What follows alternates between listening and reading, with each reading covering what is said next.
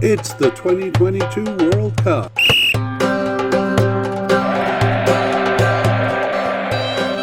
It's USA's players. Hello and welcome to the International Soccer Preview by Soccerphiles Canada. I'm Kevin, and today we will be looking at USA's squad for the 2022 World Cup. So I am going to give a warning here. A mammoth mediacast is ahead. USA has 69 players on the menu, which I'll talk about a bit later, and we recommend consuming this in smaller bites or else listening to it at higher speeds, as I do when I listen to podcasts. But this preamble is going to be the same for every media cast we do for players, so those familiar with it can jump to about 3 minutes and 30 seconds when we begin talking about the team. For those looking for a quick version of this podcast, the Mammoth podcast, you can skip to near the end of the media podcast. I'd say about the last 10 minutes here where we summarize the likely starters. And just prior to that, with about 20 minutes remaining, we'll have some discussion on the squad. The main issues with the squad, how we see their overall strength, and player issues to look out for. We'll put these times in the show notes to help you along. And we'll also be editing this media cast into a shorter version for those who are just looking for more of an overview. For those looking for a deeper dive, you've come to the right place. We go through the players to explain why we've categorized them the way we do. And we give some information on their soccer history, their bio, and their standing with the squad. So the way we do this is we first go by organizing the players into their designated positions. Generally, we use websites for that, but I may change a position if they've been playing in another position in tournament after tournament. And it should be noted that anyway, the designations are a bit artificial because players don't always play in their coded positions or in the same position. Nevertheless, it's a good way to organize the discussion here. And then we go through the players and we share some of the data we've collected in our files. And using that data, we try to predict how likely the player is to make the team based mostly on their recent participation, but a couple of other factors as well. So we'll categorize them into definite, likely, possible but unlikely, or seems to be off the squad. And we'll also mention big players who have recently retired and make note of any players who are currently injured. We'll try to determine at the end of the podcast which players will be starters and which will be substitutes. Right. And for those following on YouTube, we'll run a very simple graphic where we list the names, and you can actually see the names of the players there.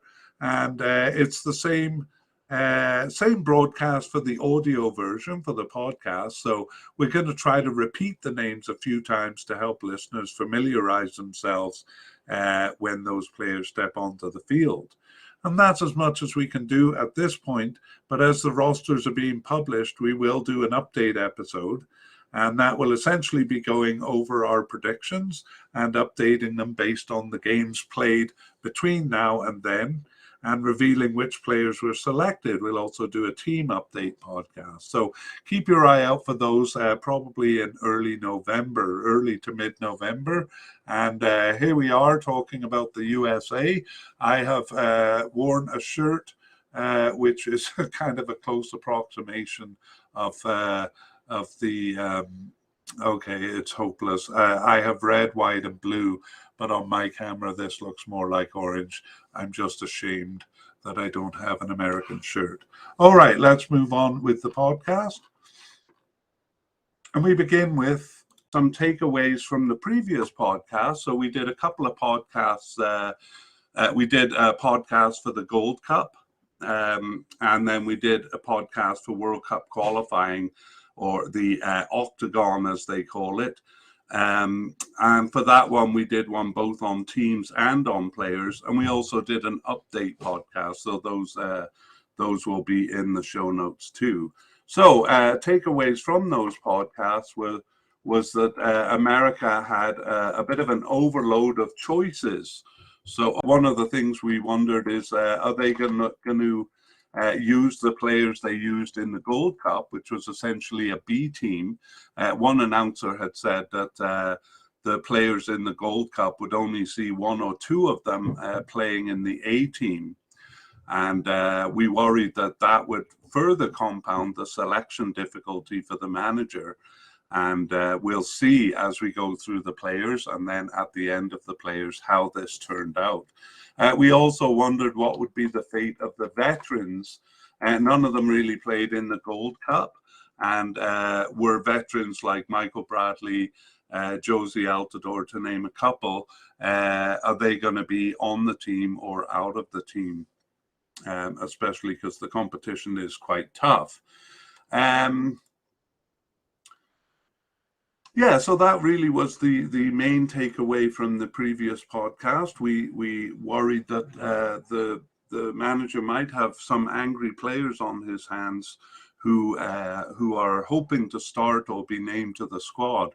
But because there are so many, there's bound to be some he's going to leave off. Yeah, we'll come back to this at the end and see how it turned out. It'll be evident kind of as we go through the players. As far as formations go for the USA, they have primarily gone with a 4-3-3 formation. Oops, I didn't prepare the graphics properly here. So this was actually the Gold Cup here. And in the Gold Cup, they went with a 4-3-3 in the first game. And then they switched to a 3-4-1-2 for the second and third game. The first game was against Haiti, and the second game was against Martinique. So maybe because it was an easy team. But that doesn't jive with game 3, which was against Canada. That was a B team game, and they probably wouldn't consider Canada easy like Martinique. Anyway, nevertheless, they continued on with a 4-3-3. And all right, well, in the World Cup qualifying matches, it's quite simple. All games were the same formation, with the same 4-3-3 formation. So sticking with that formation throughout World Cup qualifying, and in fact, even in their friendlies at home. So I'll just put these here. They had a friendly at home against Morocco and a friendly at home against Uruguay. And those were both 4-4-3s. And they had a Nations League game against Grenada, and they had a Nations League game away in El Salvador. So it was at home to Grenada and away to El Salvador, and those were both 4-3-3-2. So not much variation in the USA lineup there. 4 defenders, 3 midfielders, and 3 forwards. Even the forward, sorry about that. Sometimes it looks like more like a 4-3-1-2, but that's pretty much the same thing. Rather than a center forward, it would be kind of an attacking midfielder in the middle. But 4-3-3 is what to keep in mind for the US. Okay, let's begin with the squad, going through the squad. And we begin with the manager, Greg Berhalter, sorry. So Greg Berhalter started managing the US team in 2018, and before that he was manager of Columbus Crew in the USA for 5 years.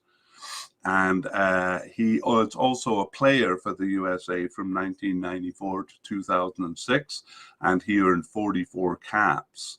So he played actually for LA Galaxy at the end of his career, but for a couple of smaller German teams, and Crystal Palace in England, Sparta Rotterdam in Netherlands, and started his career in the USA, actually at North Carolina University there. So he himself participated in the 1995 Copa America, and the Confederations Cup in 1999. And he also played in the 2002 World Cup, where he appeared only in games 4 and 5. So he was a substitute there. As far as being a manager goes, he was also in the 2006 World Cup, but was just on the bench for that one. As far as being a manager goes, he guided them through the 2019 Gold Cup, where they lost in the final to Mexico, and the recent 2021 Gold Cup, where they won in the final against Mexico. So Greg Berhalter, it's doubtful that they'll change him now, although there have been a few grumblings about him, largely because he hasn't settled on a starting lineup. All right, let's take a look at goalkeepers.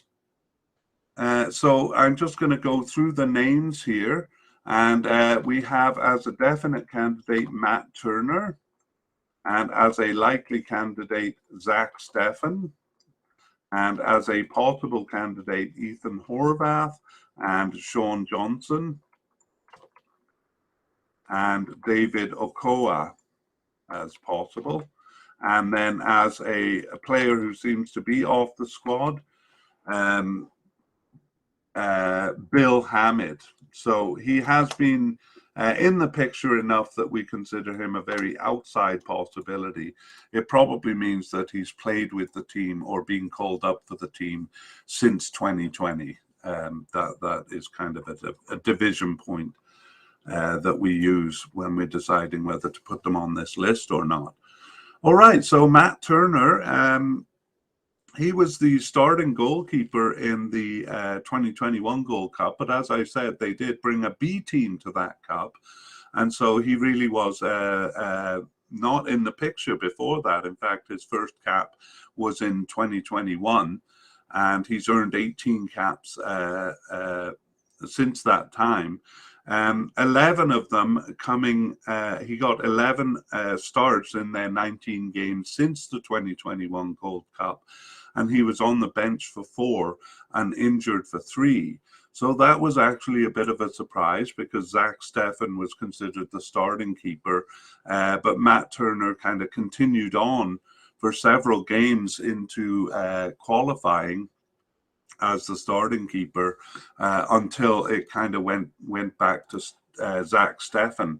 Now it seems to be kind of balanced between them, but as I said, Matt Turner has started the majority of games. So he played very well in the Gold Cup, and he, whether it was through that or through some of the games since then, got a position with Arsenal in England since 2022. And prior to that, he was with the New England Revolution for 6 years. So in the 2021 Gold Cup, he allowed just 1 goal over their 6 games. And obviously made an impression on the coach because he seems to be not only challenging Zach Steffen for the starting position, but seemingly winning that challenge. Zach Steffen was at Manchester United in England, so that's a fairly high-level affiliation. He's been with them since 2019, but this year he's being loaned out to Middlesbrough in England, so a bit of a step down in terms of the status of the club there. And he too was with Columbus Crew from 2016 to 19. So he would have been under manager Berhalter during that period, and otherwise played mostly in the USA, but he did spend 2 years with Freiburg in Germany from 2014 to 16. And the reason we have him as likely here is that he started only 6 of their 19 games since the 2021 Gold Cup, and he was on the bench for 1. And he wasn't selected for 10 of the games, including the last 4 matches. So at the beginning of qualification, he seemed a starting keeper, but now he seems to be working his way out of the picture. He was the starting keeper for the 2019 Gold Cup, but for the 2021 Gold Cup, he was not selected. He might have been injured because he had been injured in the lead up to the Cup. Nevertheless, he didn't play in the Cup and is now just a likely candidate. The next three are all possible. Ethan Horvath, he started one of their 19 games since the 2021 Gold Cup, but he was also on the bench for 8 of the games, but not selected for 10 of them. So Ethan Horvath had been with the US national team since 2016, but he's earned only 8 caps in that time. And he's also with a Premier League club now, Nottingham Forest, since 2021. And he also played for Club Brugge in Belgium, Club Bruges perhaps, in Belgium before that, and Molde in Norway.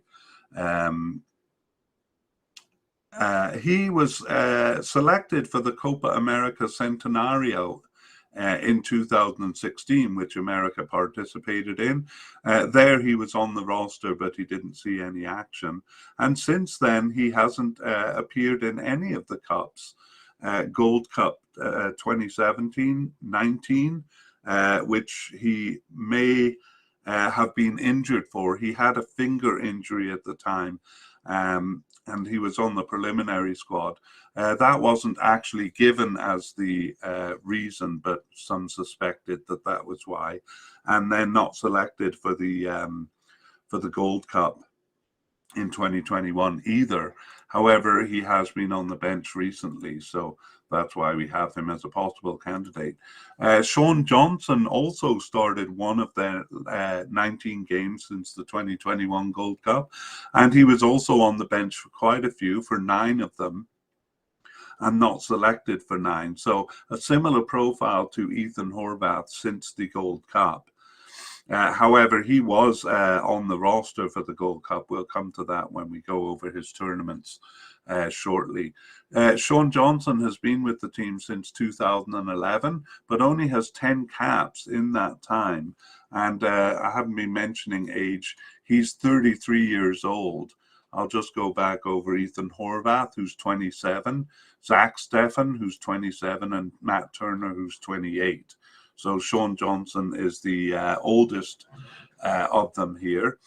And he plays for New York City FC in the USA. He's been with United States teams since the beginning, although he does have Jamaican citizenship and was eligible for them. Well, he first appeared in the 2013 Gold Cup, so he's been around for a while. But he wasn't kind of off the team after that for the 2014 World Cup and for the 2015 Gold Cup and 2016 Copa America. But he came back in 2017 and has been one of the backup keepers for every tournament since. So 2017, 2019 and 2021. However, he wasn't the starting keeper in any of those. I think he got a couple of games in there, but not the starting keeper. So the third one is David Okoa. So he's new, he's 21 years old, and he first appeared on the bench in April this year, in April 2022. So he didn't start any of the 6 games remaining there, but he was on the bench for 3 of them, including the last 2 matches. So always difficult to tell where someone stands with the team when they kind of come in at the end like that. He doesn't have any caps then for the USA, and he plays for DC United in the USA. So he hasn't been, he's brand new to the team. He wasn't even on the preliminary squad for the 2021 Gold Cup there, but has been on the bench recently. And finally, Bill Hammett, we won't spend a lot of time on because he's not, seems to be off the team. He last appeared for the national team in December 2020. So, yeah, he played from 2012 to 2020 with 8 caps and was in the 2013 and 2017 Gold Cup again, a backup keeper. But he wasn't selected recently for the 2019 or 2021 Gold Cups and hasn't been with the team again since December 2020. All right, so those are the goalkeepers. And I'll tell you, kind of repeat what I said at the beginning. So Matt Turner started the Gold Cup and continued for 5 games into the qualification games. And then it was Zach Steffen for 3 games, Matt Turner for 3 games, and Zach Steffen for 3 games after that. When the friendlies, those 2 friendlies and those 2 Nations League games came around, it was a real mix. Turner played 2 of them, Johnson 1 of them, and Horvath 1 of them. So Matt Steffen wasn't selected for any of them. So it's very difficult to say who the starter was, because most would think it's Zach Steffen, but really it looks like it's going to be Matt Turner there. And one wonders how far Steffen will kind of drop off the squad, because he wasn't even on the bench for any of those last 4 matches. All right, moving on to defenders. We do have a category for general or versatile defenders, but we don't have any USA players kind of coded that way. So we move on to central defenders, and I'll go through the names first. We have Walker Zimmerman as a definite candidate, and Miles Robinson. I'm going to put him as a definite candidate, but he is an injury concern, which I'll come to. We have Aaron Long as a likely candidate, and we have Cameron Carter-Vickers as a possible candidate, and Eric Palmer-Brown as a possible candidate. Also, Chris Richards, well, he was going to be a possible candidate, but he's also an injury concern. And then I'll just go through a couple of names here, really, because these are all possible but unlikely. Justin Che, Henry Kessler, Mark McKenzie, Austin Trusty, and then some veterans, Matt Miazga, who seems to be off the squad. Donovan Pines also seems to be off the squad. John Brooks seems to be off the squad. And Omar Gonzalez, seems to be off the squad. So that is an incredible number of players for that position. Actually, probably 2 positions. There's usually 2, and we saw that they even did go to 3 sometimes. When they have gone to 3, though, they have brought in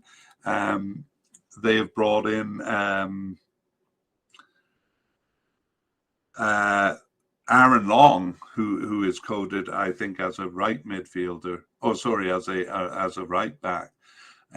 So despite having all of these players, oh no, he's not coded as a right back. He's coded as a centre back. He sometimes does play as a right back. So let's go through these names, but we won't go into detail on all of them. Walker Zimmerman has started 12 of their last 19 games since the 2021 Gold Cup, and was subbed in for 2 and on the bench for 4. So the only match he wasn't selected for was the last match. And he's been with the team since 2017, and he has 31 caps and 3 goals. He's 29 years old. And he plays for Nashville in the USA and has always played for American teams, Los Angeles FC and FC Dallas before that. So his first Gold Cup was the 2019 Gold Cup, where he started and finished 3 of the first 4 games, but then he was relegated to the bench for games 5 and 6. And actually, no, I'll skip that. For the 2021, so it was considered a B team, but he was on the team and he was a starter on the team. However, he got injured 15 minutes into game 3 against Canada. Personally, I think it should have been a penalty for Canada. He kind of ran into the back of a player running into the box and they tumbled down. He got injured on the play, so he was out for the rest of the tournament. But he came back and has been starting with the team since there, and we consider him a definite candidate. Miles Robinson also, he started 11 of their 19 games and was suspended for 1 and on the bench for 2, but he was injured for the last 4, and it was an Achilles tendon rupture, so that's often a long-term injury. And given it was the last 4 games, that took place in June. So my understanding is that usually takes about 9 months to heal. I'm no doctor, and I have seen it. I have seen players come back faster. But anyway, it's quite possible he'll be off the team. He has been with the team since 2019 and has 21 caps and 3 goals, and plays for Atlanta United in the USA. And his first tournament was the Gold Cup in 2021, where he started and finished all 5 games. So, in fact, Zimmerman and Robinson, even though it was said to be a B team, seem to have earned kind of a permanent place on the A team through their work in that tournament. Again, the defense just allowed 1 goal against in that tournament. So, an injury concern, but if he comes back to fitness, we'll have to check in September. So we'll update this in the update podcast. Aaron Long is a likely candidate. So he started the last 4 of their 19 games since the 2021 Gold Cup, and he subbed in for 2 and was on the bench for 1 of them. But he had been injured for the first 9 games, so he might have been used more, and probably would have been used more had he not been injured. He's been with the USA men's national team since 2018 and has 27 caps and 3 goals. And he's 30 years old now. Plays for the New York Red Bulls in USA since 2016 and has always been with American teams there. And he got his first tournament for the 2019 Gold Cup, where he started all 6 games. Except a B team game there. Game 3, they put on a B team game. So Aaron Long. But if he was a starter in the central defense, it seems like Walker and Zimmerman took his place. However, he's the most likely one to step in if Miles Robinson is injured. And I'll talk a bit about that at the end.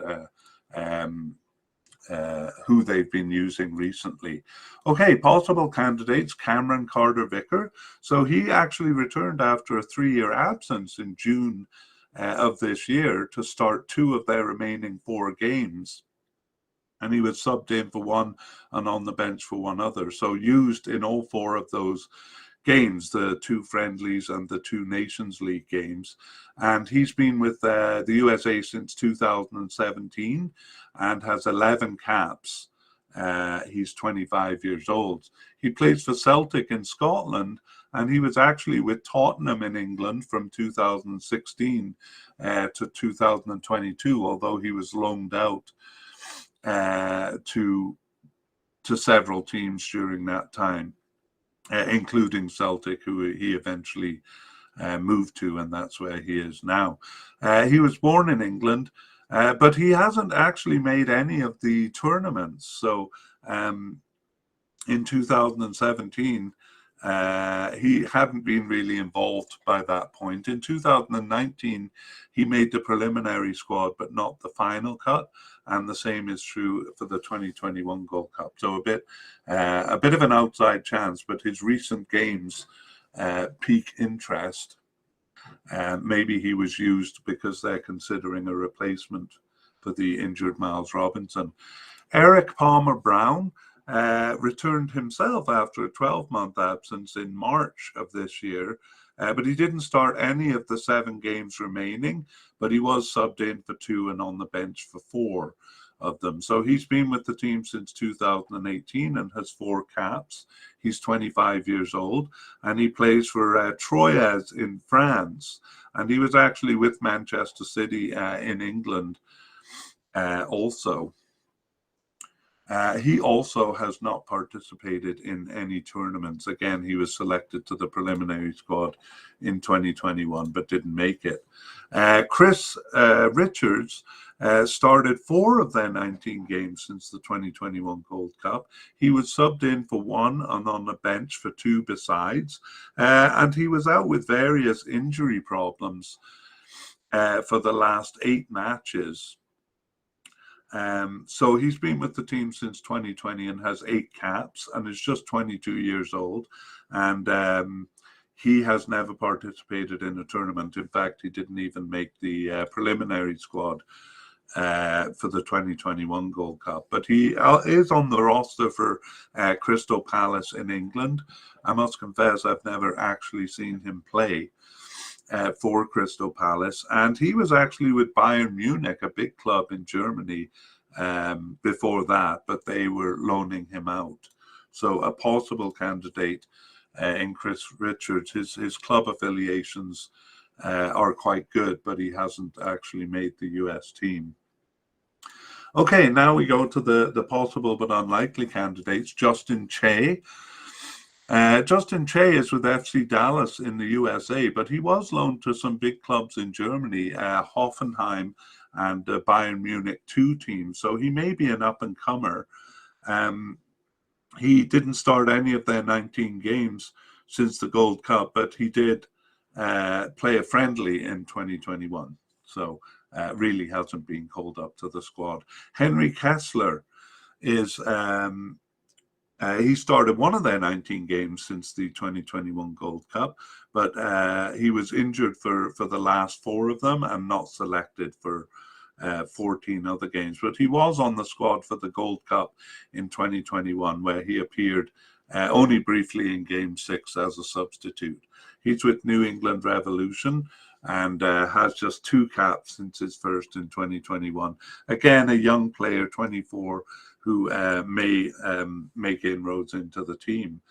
Mark McKenzie, also possible but unlikely, started 3 of their 19 games, but it was 3 of the first 5. So early on in World Cup qualifying, he was there, and he was on the bench for 9. So actually, I might actually move him up to possible, but he wasn't selected for 7 matches. So he's been with the USA since 2020 and has 8 caps and is just 23 years old. So I actually think I will move him up, because that's the main basis for deciding on these things. He actually seems to have a better chance than Eric Palmer-Brown there. But he hasn't been selected for any tournaments so far, so 2019 or 2021. Finally, Austin Trusty. Austin Trusty, he did appear on the bench in 2019, then kind of disappeared. And he returned and appeared on the bench just for 1 of their 19 games. Since the 2021 Gold Cup, where he was selected for the preliminary squad but didn't make the final cut. I find him interesting because he is on the roster for Arsenal in England. That's where Matt Turner is now. And he's out on loan to Birmingham in England, but again, a good club affiliation. I'm going to talk about that at the end. Usually a good club affiliation is helpful for a team to make the squad, but that doesn't seem so much the case with the USA. Again, I have a section at the end on that. All right, now we deal with players who are kind of off the team. So Matt Miazga is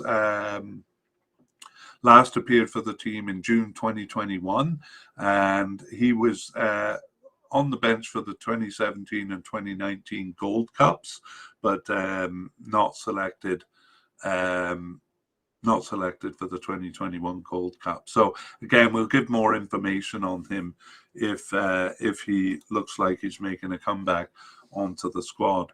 Donovan Pines played in the 2021 Gold Cup as a substitute, but he hasn't been called up for the team since then. John Anthony Brooks is an interesting case. He's a real veteran with the squad, but and he started 2 of the first 3 games after the Gold Cup. So this is when everyone was thinking they're going to go back to their A team, and then a lot of the Gold Cup squad wouldn't make it in. And that seemed to be the case, as he started 2 of the first 3 games. But he was subbed out at halftime in the game against Honduras, where they went down 1-0 in the first half. That was in Honduras, and he was much criticized. A lot of people feeling he wasn't playing his best for the USA. So he was taken off at halftime, and that was that. He hasn't made it back to the team since then. So John Anthony Brooks was born in Germany and has been playing for very big clubs in the in Europe. He was with Wolfsburg in Germany and Hertha Berlin also in Germany. And he played in the 2014 World Cup as a sub and for a couple of tournaments after that. But then actually wasn't selected for the 2017, 2019 or 2021 Gold Cups. Now he recently moved to Benfica, and this was after he was kind of dropped from the American team. Benfica is a pretty big team, so I wonder if that would help him get back on the team or how that's going to work. But it looks like a bit of an uphill road for him, and they certainly haven't kind of turned their attention back to him. Since that would have been last September 2021. So John Anthony Brooks seemingly off the squad. Another veteran, Omar Gonzalez,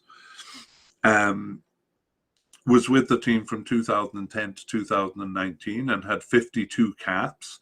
But he's 34 years old now, and he last appeared in the 2019 Gold Cup. So he's been off the team for quite a while. He's still active at the club level. He just moved to New England Revolution, actually, in the USA from Toronto FC. And he was with the club in Mexico, Pachuca, before that. So he continues to play on, but not for the US national team. So we have a whole lot of candidates there, and I'll just summarize by going over how this has gone down. So for central defense, it was Zimmerman and Miles Robinson in the Gold Cup. Again, they were expected to be replaced when qualifying started, and Zimmerman got injured in the cup and was replaced by Sands. So it was actually Miles Robinson stayed on for the Gold Cup qualification games, and it was with Tim Reams, who's usually a left back, or John Anthony Brooks, as we said. But those two didn't last beyond game 3, and Zimmerman came back in game 4, and perhaps might have come in sooner had he not been injured. And Chris Richards came in for a few games there during qualifying, but kind of came in and then disappeared again. And it was basically Robinson and Zimmerman for most of the qualifying games. So that's a fairly settled position for the USA. However, for the 4 friendlies, those 2 friendlies and 2 Nations League games, Aaron Long replaced Robinson for the last 4 games, who was injured, of course.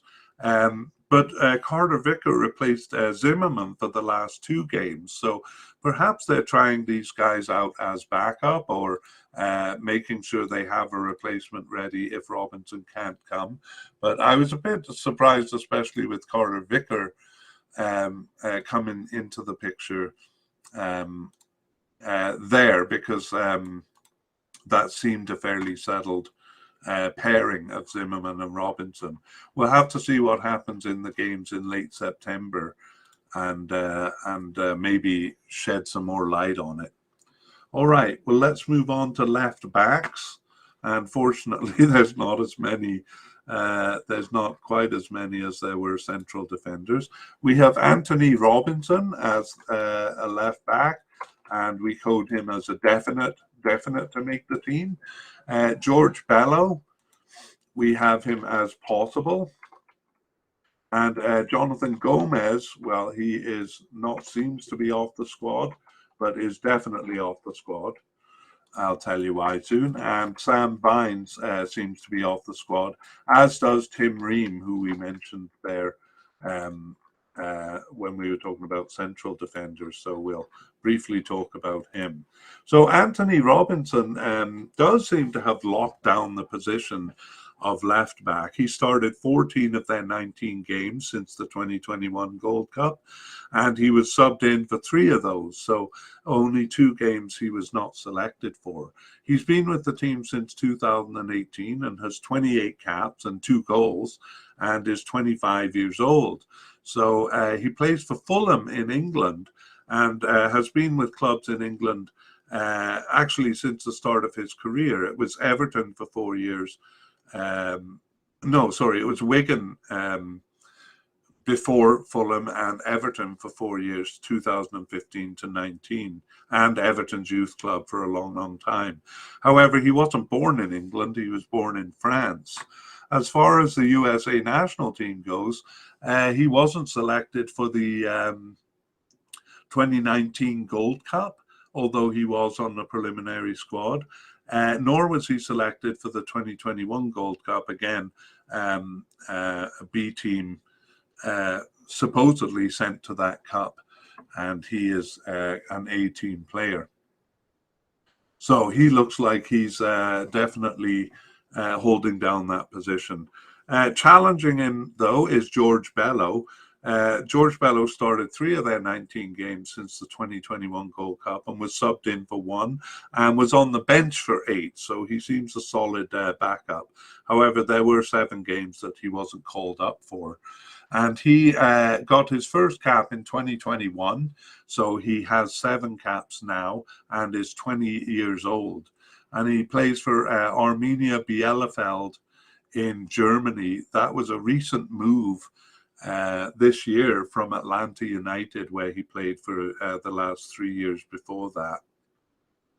So he was part of the Gold Cup squad, and he started 2 games in that cup, including the final.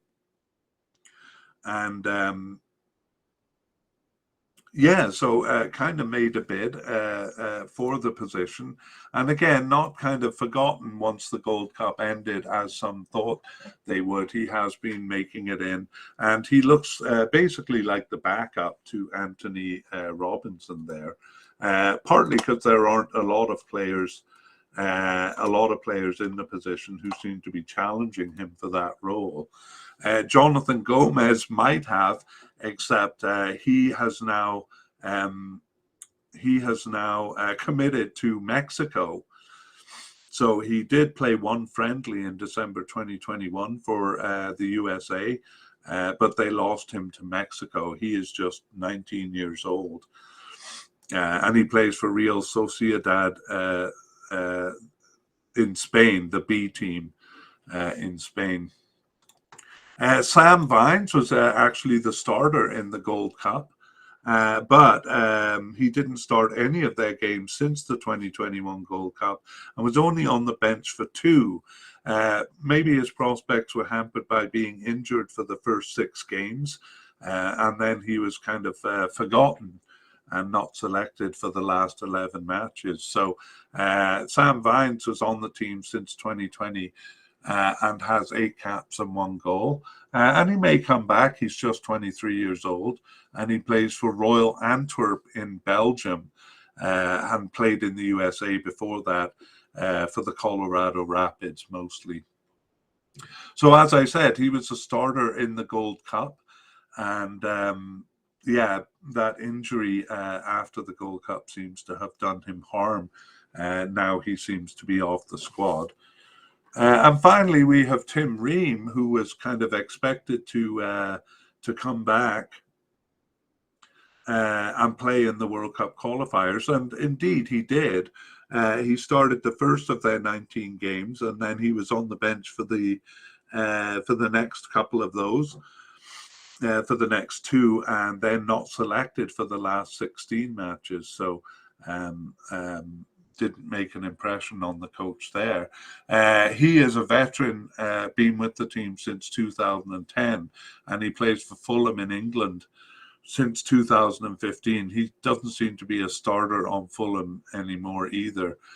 He was with Bolton in England before that, and New York Red Bulls before he moved over to England.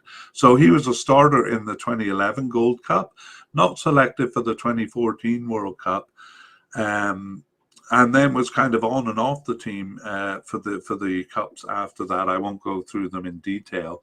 The 2019 Gold Cup, though, he was a starter in that, and was expected to come back, but didn't last with the team after he did come back. So let's just look at the situation in summary. It was Vines and Bello in the cup, mostly Vines, and then it's been mostly Anthony Robinson in qualifying. A couple of players coming in from different positions.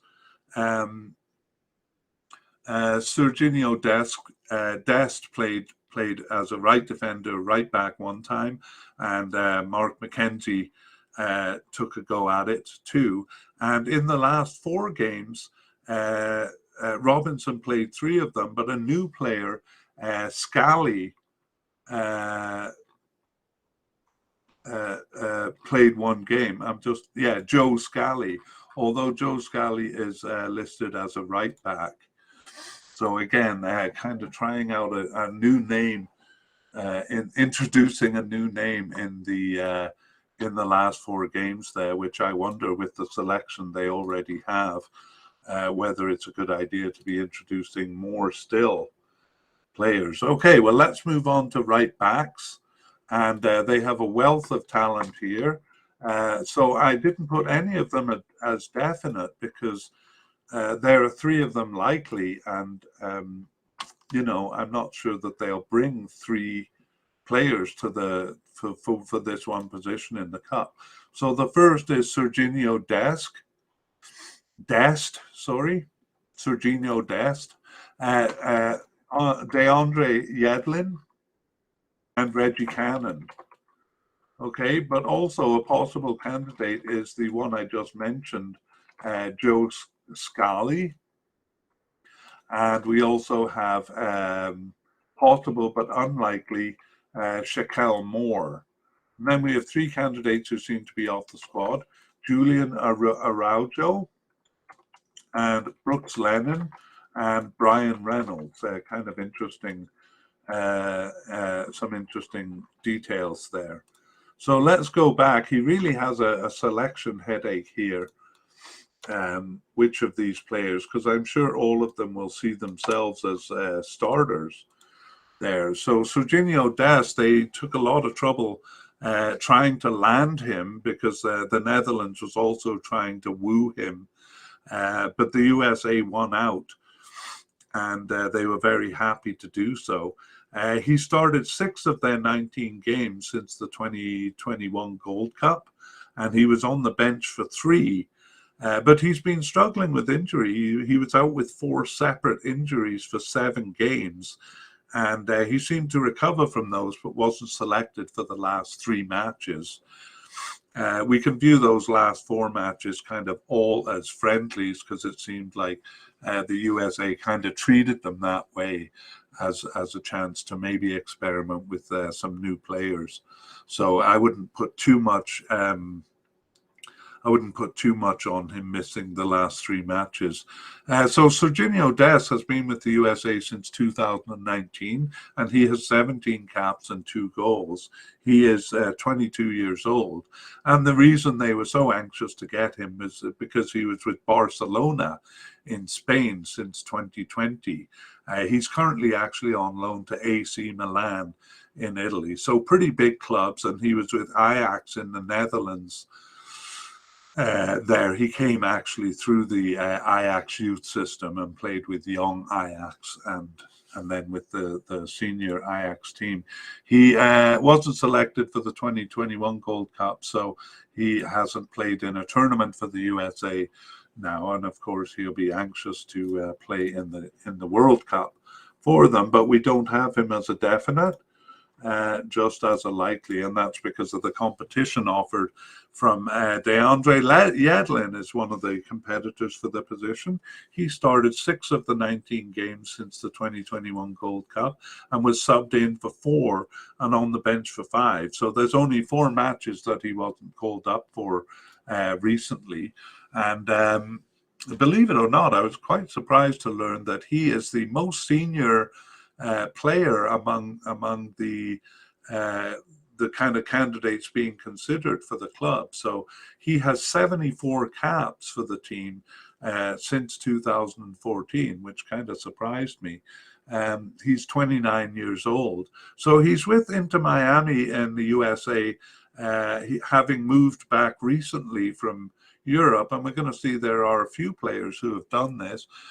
He was with Galatasaray in Turkey and Newcastle in England from 2016 to 21. Tottenham before that, and he had moved over in 2015 from the Seattle Sounders in the USA. So he's a very fast runner. And he might play as a midfielder, so they may actually put Serginho Dest and DeAndre Yedlin on at the same time, just in different positions. Yedlin was a sub in the 2014 World Cup and a starter in the 2015 Gold Cup. However, he lost his starting position after the first game there. And he was a starter in the Copa America in 2016. However, he wasn't on any of the tournament squads since then. Now, I should say in 2017 and 2021, they pretty much sent a B team. So it's not necessarily a strike against him that he wasn't chosen. In fact, it may mean that he was on the A team, which he probably was. 2019, they sent an A team to the Gold Cup, but he was suffering with an injury, so he underwent surgery in May 2019, so wasn't available for the Cup. So yeah, seems to be at least on the bench here and starting a few games, so a strong or a likely candidate. And our third likely candidate is Reggie Cannon. So he started 4 of their 19 games since the 2021 Gold Cup. 3 of those games though were among the last 4. So I don't know whether that's a good sign or a bad sign. On the one hand, recent games is good. On the other hand, those seem to have more been friendlies, so he wasn't that involved in the World Cup qualifying games. But anyway, he was subbed in for 1 game and on the bench for 4. And he's been struggling a bit too with injury, was out also with coronavirus for a few games. So a bit hard to put a finger on his chances. Reggie Cannon has been with the team since 2018 and has 27 caps and 1 goal. And he's 24 years old. And he plays for Boa Vista in Portugal, having moved in 2020 from FC Dallas in the USA. So he was a sub in the 2019 Gold Cup, and he was on the squad for the 2021 Gold Cup too, but he was just a sub there as well. Actually wasn't even on the bench for the first 2 games, so maybe there was some kind of a problem there. But he did start in the final, and Yeah, Reggie Cannon. So we have him as a likely candidate, but that's pretty tough competition he's up against. Joe Scaley, I say he's possible. Joe Scally or Scaley, I'm not sure, to be honest. I say he's possible because he came in at the very end there. So his first appearance was on the bench in November 2021, and he just started one of their games. That was in June, and he was subbed in for another and was on the bench for 3. So seems to be kind of working his way onto the bench. And maybe a bigger claim than his participation is that he plays for Borussia Mönchengladbach in Germany since 2021. So he's just 20 years old. The cup may come a bit too soon for him, but he's a candidate to look at in the future. And we have him as a possible just because it was he's been involved recently. Shaquille Moore has only started 2 of their 19 games since the 2021 Gold Cup, and he was subbed in for 2, but not selected for 15 of those matches. But he was a starter in his first tournament, the 2021 Gold Cup, and he scored 20 seconds into their game against Canada. So I have a bit of a grudge against him, but he's just doing his job, I suppose, and it wasn't a personal attack on me. Sorry, I just needed a bit of time to get over that. Okay, well, he's been with the team since 2018, but those Gold Cup matches and the 2 since 2021, well, that should give him 7 caps, but I have him here for 5. But anyway, it's around that. And he plays for Nashville in the USA. He is a player who returned from Europe himself. He played for Tenerife and Levante in Spain from 2017 to 2022. So nevertheless, he seems to be struggling to make it onto the squad and is one of the ones where the being a starter in the Gold Cup didn't necessarily give him a start on the A team there. So possible, but unlikely. Julian Araujo, I'm saying that horribly, I know. He seems to be off the squad, but he was selected for the preliminary squad for the 2021 Gold Cup, and he has played 3 games for the team since 2021, and he is 21 years old. He plays for LA Galaxy in the USA. Okay, I'm sorry. I've made a mistake there. He plays for Mexico. So he is another player who went to Mexico. He did play 1 game for the USA and has since committed to Mexico. So another player who they've lost to Mexico. Brooks Lennon, his first and only appearance was a start in a December 2021 friendly. So he just has 1 cap and plays for Atlanta in the USA, not likely to make the squad there. And Brian Reynolds is of interest because he is with Roma in Italy. So he has 2 caps for the US team since 2021. He actually returned after a 6-month absence in December 2021. But he didn't start any games, but he was subbed in for 1. The most interesting detail there is that he is on the roster of Roma. So again, quite a few candidates to deal with, and a bit of a headache. I'll tell you how it's gone down since the Gold Cup. So it was Shaquille Moore in the Gold Cup, but Reggie Cannon replaced him in the final.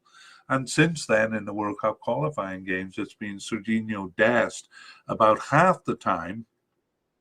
Yedlin playing about 5 of the 14 World Cup qualifying games, 5 or 6, I think. And he kind of came on a bit more towards the end. And actually, Shaquille Moore did make it back to play 2 of them.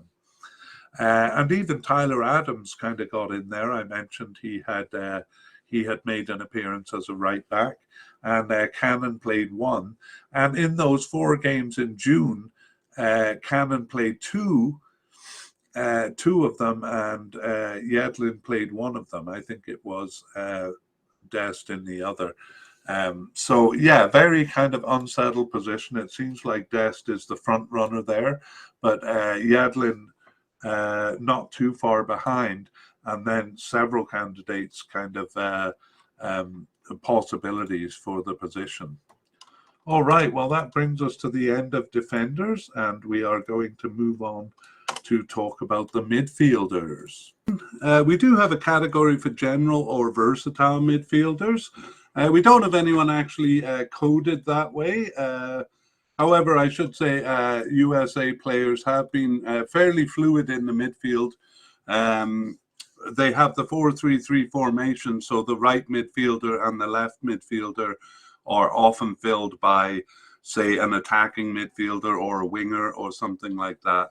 But generally, the categories will serve us fine here, and I'll mention if somebody regularly plays out of position. So for defensive midfielders, we have a definite candidate in Tyler Adams and a possible candidate in James Sands. And if you recall, I mentioned him moving back into central defense for at least one of his games there. Tyler Adams started 15 of their 19 games since the 2021 Gold Cup, and he subbed in for one other and was not selected for 3. He's been with the USA since 2017 and has 30 caps and 1 goal, and he's only 23 years old. For those on YouTube, you'll see his name in grey rather than in black here. That indicates that he hasn't played in a tournament yet. So despite being on the team since 2017, hasn't been in a tournament. I'll get to that in a second, but first I'll give his club history. He's recently moved to Leeds United in England, so along with Brendan Aronson and the American coach they have there, kind of creating a little America at Leeds. He was with RB Leipzig in Germany before that, and he moved over to Europe after playing for the New York Red Bulls from 2016 to 18. So he was injured for the 2019 Gold Cup. So he was actually selected for the final squad there, but an injury prevented him from actually playing in it. And for the 2021 Gold Cup, wasn't even on the preliminary squad, but again, there's that A team, B team thing. And judging by his recent performance and his number of caps, he seems to be on the A team here. So we have him as a definite candidate, as he was the central midfielder in most of the World Cup qualifying games. On to James Sands. He's just started one of their 19 games since the 2021 Gold Cup, but he was on the bench for 6 of those and not selected for 12. So that makes him kind of a possible candidate. He first played for the US in 2021 and had 7 caps and 0 goals and is 22 years old.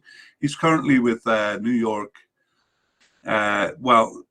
He's on the roster of New York City FC in the USA, but is actually on loan to the Rangers in Scotland since 2022. So another player playing in Europe there.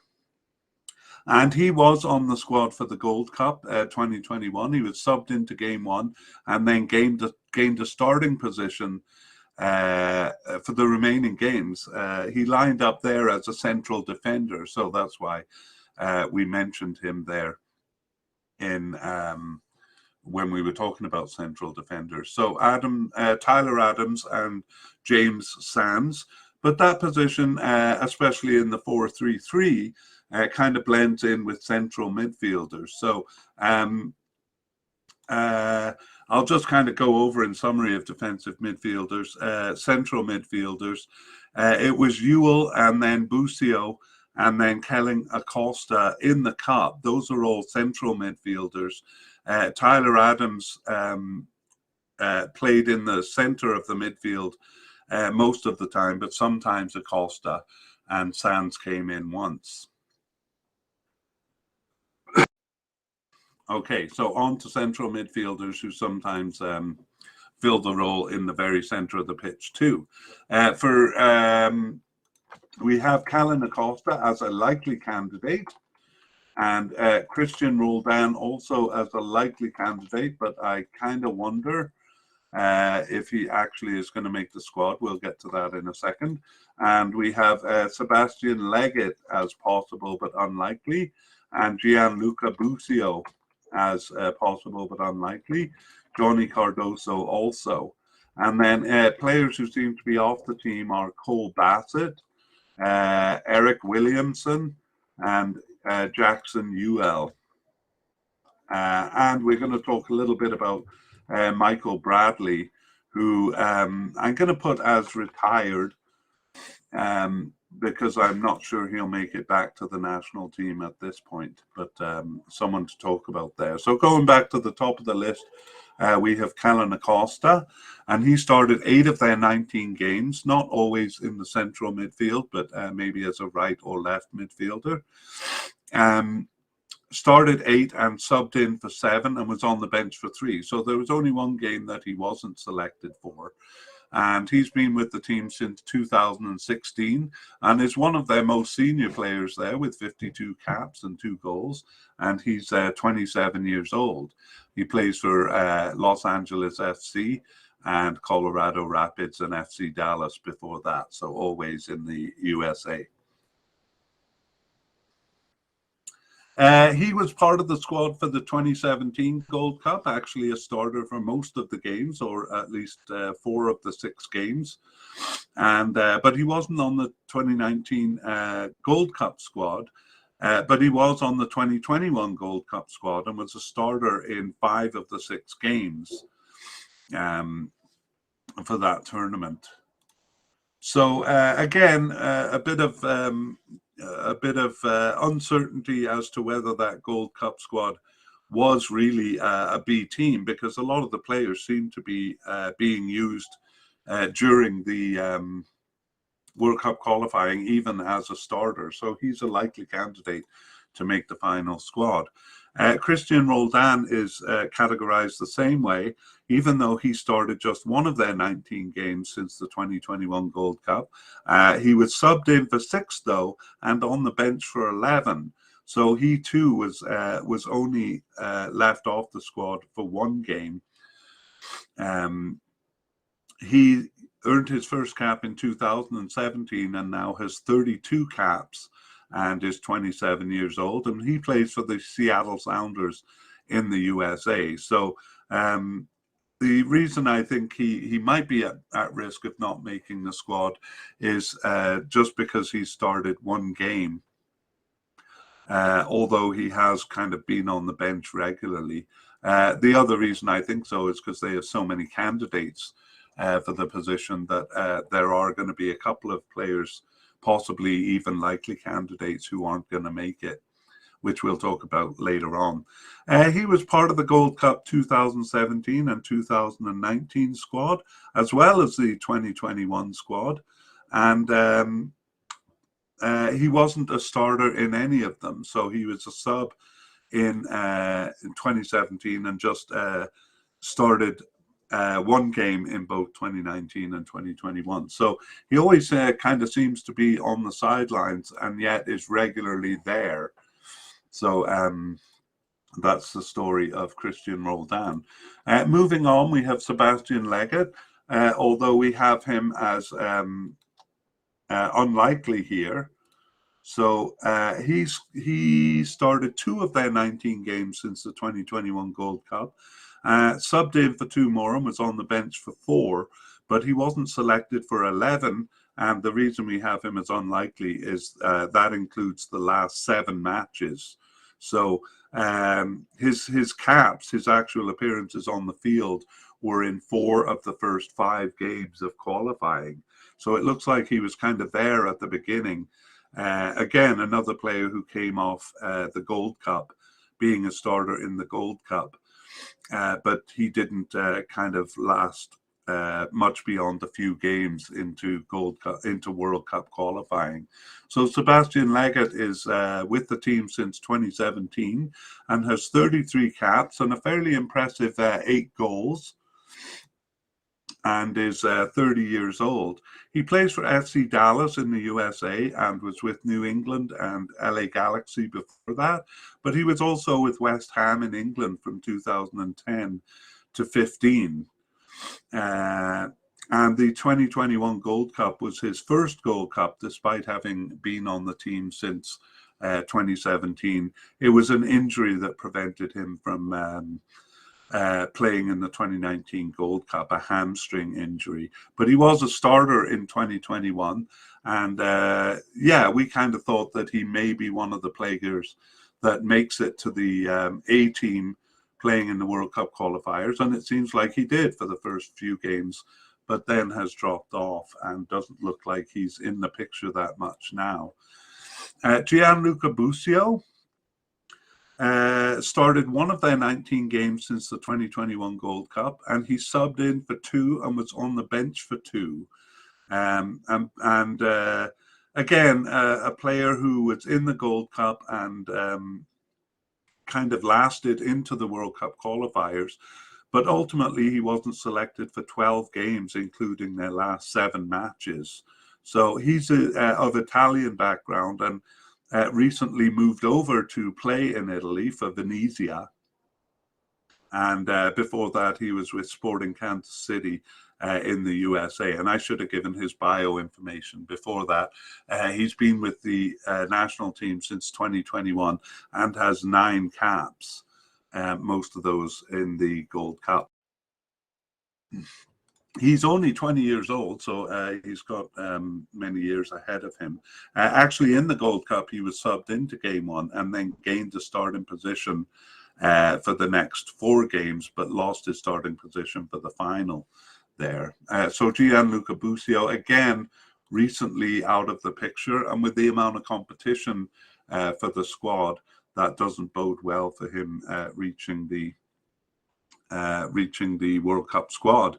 Johnny Cardoso probably has even less of a chance, but we have him in the same category as possible, but unlikely. He returned from a 2-year absence in December of 2021 and started just 1 game, one of the remaining 11 games, and that's it. So actually, I think I should have put him in the... Well, he doesn't seem to be off the squad, but is barely in it. A bit of an interesting club affiliation for him. He plays for Internacional in Brazil and has done so since 2019. And he joined the USA squad in 2020 and has 3 caps. Again, he may come back into the picture further down the road because he's just 21 years old. But it doesn't look like he's done enough to make a bid for this squad. Okay, moving on to the players who seem to be off the squad. We have Cole Bassett. So he just has 1 cap in 2021, although he did score a goal in that cap. And he basically hasn't appeared in any of the last 10 games. So December 2021 was his last cap, just like Johnny Cardoso. Eric Williamson last appeared for the national team in the 2021 Gold Cup. So he was a sub in that cup and hasn't made the team since. So we won't spend too much time on him. Jackson Newell, I probably should have put before those players because he's been involved a little bit more. He didn't start any of their games since the 2021 Gold Cup and just got 1 appearance as a sub and 1 time on the bench. So he's missed the last 10 matches. He missed 17 of the 19 in all, but that includes the last 10. So he seems to be off the team. He was a starter in the 2021 Gold Cup, but he lost his starting position after game 1 and just made a couple of appearances as a substitute in games 2 and 3 there. So despite starting in the Gold Cup, his fortunes have kind of gone downhill since.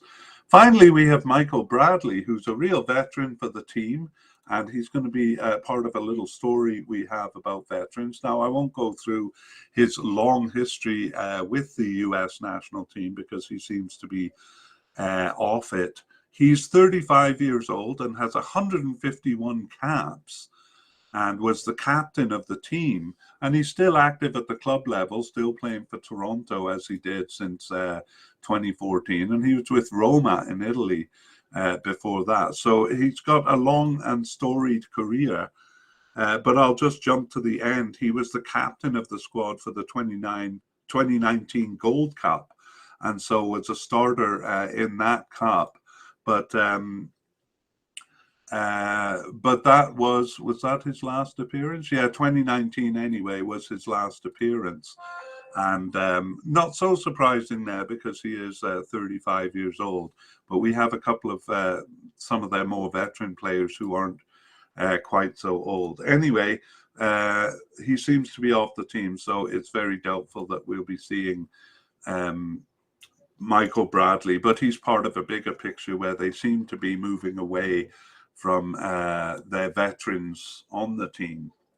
So just to kind of review them as a group, I think I already did that. Basically, it's Tyler Adams playing in the center of the field, and other players, especially Acosta in recent times coming in. Acosta also plays on the left and right, so he's seeing more game time, although not necessarily in the center of the field. All right, well, that brings us now to talk about left and right midfielders. And honestly, these positions are usually played by someone other than a left or right midfielder. So case in point is the left midfielder. The only player designated as a left midfielder is Christian Pulisic. However, he plays more as a left winger or a left forward. And so, ironically, the one player who's designated for that position is the one player who's not playing it. The players in that position, and it's always there, it's the left side of the midfield in the 4-3-3, is being played by some other players. So they're going to come a bit later. So we won't deal with them here, but I'll mention as we go through the right midfielders and attacking midfielders who is playing in that position. So for right midfielders, we do have a couple of candidates. Oh, hang on, I'm supposed to deal with Christian Pulisic here. So even though he's designated as a left midfielder, keep in mind that he's a winger or a left forward much more often in the 4-3-3 formation. So Christian Pulisic's probably their biggest name on the team, and he started 10 of their 19 games since the 2021 Gold Cup and was subbed in for 3, but he was injured for 3 and not selected for 3 others. So not always selected, and he's been with the team since 2016 and has 51 caps and an impressive 21 goals there, and he's still quite young at 24 years old. Most American fans will know that he's with Chelsea in England since 2019, and he was loaned a couple of times to Borussia Dortmund in Germany, and actually came through Borussia Dortmund's youth club after having been on a couple of youth teams in the United States. So he was his first tournament was the Copa America Centenario in 2016, but he was only subbed in for games in that tournament. There was a lot of kind of hype about the 17-year-old Borussia Dortmund player at that time, but he didn't kind of live up to that hype. No, I don't mean that insultingly, just it's a lot of pressure and a lot of players don't. He wasn't part of the Gold Cup 2017 squad. As I've said, they kind of brought a B team to that cup, but they brought their A team to the 2019 Cup, and he started all 6 games there, except a B team game in Game 3. And there he kind of did live up to the hype more. He scored 3 of their goals and actually played really well in the tournament. So what was hoped of him in 2016, he delivered in 2019, actually named to the team of the tournament and won the Best Young Player of the Tournament award. He wasn't part of the 2021 squad, again a B team, and not selected for that squad, but of course he was involved in qualifying, and I've gone through his appearances there, but he also scored 5 of their 21 goals, and that included a hat-trick against Panama. So the main concern with Christian Pulisic is, as good a player he is, he doesn't get on the field that much for Chelsea. So a bit of a concern about whether, he's actually played enough games to be fully fit.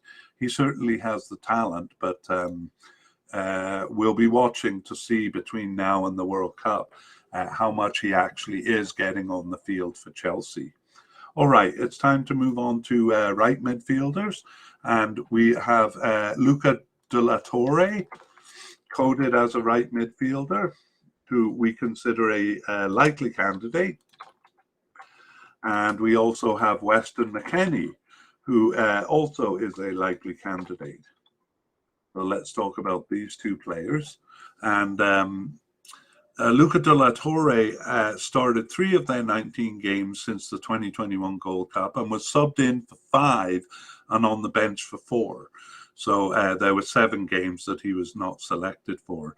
And he's been with the USA since 2018, but has trouble kind of breaking into the squad. So only has 11 caps, but he's 24 years old, so has a bit of time on his side there. He's currently with Celta de Vigo in Spain, and he played for Heracles in Netherlands and Fulham in England. Was actually with the Fulham Youth Club there in England. He hasn't been involved in any tournaments so far. So 2019 and 2021, not participating in those tournaments. Not selected actually even for the preliminary squad in either of those. Moving on to Weston McKennie, he started 8 of their 19 games since the 2021 Gold Cup. He was subbed in for 3 and injured for 3 and not selected for 5 others. Now, I do know in his case that for some of the games he wasn't selected because he broke COVID protocol. I think he broke it once, which wasn't viewed as seriously as when he broke it a second time. So got in a bit of trouble for that, and I think was kind of notably not selected for a couple of games because of that. He's been with the USA since 2017, and he has 35 caps and 9 goals, and he is also 24 years old. And he is now with Juventus in Italy.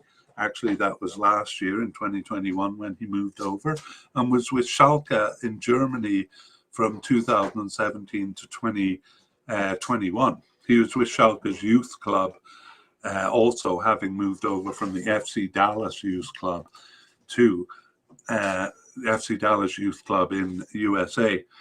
His first tournament was also the 2019 Gold Cup. I don't know why I said also in that sentence, but was the 2019 Gold Cup. And he started all 6 games again, except for that B team game number 3. And he scored 2 of their 15 goals and made a bit of an impression in that cup. And is part of the A team. So he wasn't selected for the 2021 Gold Cup, but was more viewed upon as a player likely to play in the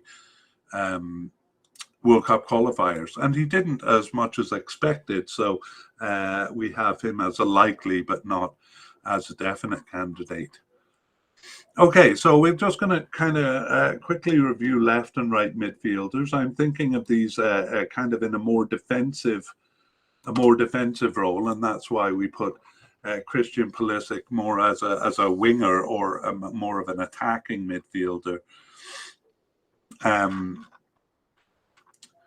So the position, as I say, of right midfielder is played by a lot of different players. It was Sebastian Leggett in the Cup, and McKennie was there a few times, and Kellen Acosta, I'm talking about the left side here, and De La Torre was there. Aronson, Musa, Busio, all of these players have had a turn, so it seems to be kind of a fairly open spot. Even Bello, the left back, had a turn there. So this position seems quite undecided, but the top candidates seem to be Musa, who we haven't talked about yet, Acosta, and attacking midfielder Brendan Aronson, who we also haven't talked about yet. But left midfielder, quite undecided. For the right midfielder on that 4-3-3, it was Acosta twice in the cup and Busio twice in the cup. Williamson also played there once. Since the cup, it was kind of Kellen Acosta and McKennie a few times at first, but Musa increasingly made the position his own. And McKennie seemed more like a backup for that position as it went on. However, in the last 4 games, those 2 friendlies and 2 Nations League games, it was different player every time. Aronson, McKennie, De La Torre, and Musa. So, Musa seems to be kind of the favored player there, and I kind of see McKennie as the backup, but both for left side and right side, both filled by a lot of different players. So I would say kind of undecided. Okay, we move on to wingers now. So we're kind of moving into the attack. And we do start with Yunus Musa, who is classified as a right winger, kind of the inverse of Christian Pulisic there, because he tends to play in the middle line, whereas Pulisic plays in the forward line, and they're coded opposite to what they really should be, as far as their more recent games have gone. So Yunus Musa is a definite candidate as a right winger. I realize I didn't do left wingers first, but I'll finish with this and come back to left wingers. So we have Yunus Musa as a definite, at least definitely on the field, wherever he ends up playing. And Gyasi Zardes, I think he's classified formally as a forward, but I have him as a winger because over the tournaments he's played as a winger more than as a forward. So I'm dealing with him here. It's kind of my own classification system based on what they've done in tournaments. I have Gyasi Zardes as a possible, and I have Jonathan Lewis as a player who seems to be off the squad. So we'll go through those, and I'll just move left wingers under that just so I don't forget to talk. They only have one player as a left winger. Anyway, so Yunus Musa started 13 of their 19 games since the 2021 Gold Cup and was on the bench for 2 of those and not selected for 6 others, but 3 of those were the first 3 matches. So he seems to have come into the team more and more. His first cap was in 2020 and he's amassed 19 caps since then. And is just 20 years old, so really working his way into the team. He plays for Valencia in Spain and was also with their B team and youth club before that. He was also with the Arsenal youth club. So he was born in the USA to Ghanaian parents who were on vacation in the USA, but because of his time with youth clubs in Italy and England, he's also eligible to play for them. So he was eligible for USA, Ghana, England, and Italy, and threw his hat in with the USA here, and looks like he's doing well with the squad. He's actually never played in a tournament. His first cap was in 2020, but has made excellent inroads since then. Gyasi Zardes is a veteran with the team. He started 2 of their 19 games since the 2021 Gold Cup and was subbed in for 4 and on the bench for 1. So he wasn't selected for 9 matches, including the last 7. So that makes him just a possible candidate in our minds. So he's been with the team since 2015 and has 67 caps. So I think he's the second most capped player among the ones that are on the menu for us here, and he has 14 goals, which as a forward wouldn't be that much, but as I say, he plays as a winger a bit more, even if he is coded as a forward by some sources.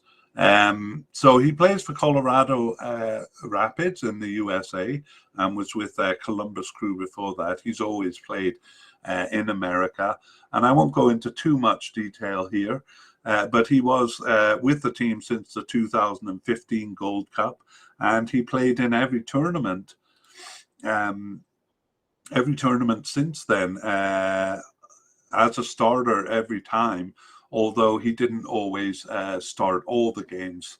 It seems like he usually started about half the games, especially in the recent tournaments, 2019 and 2021.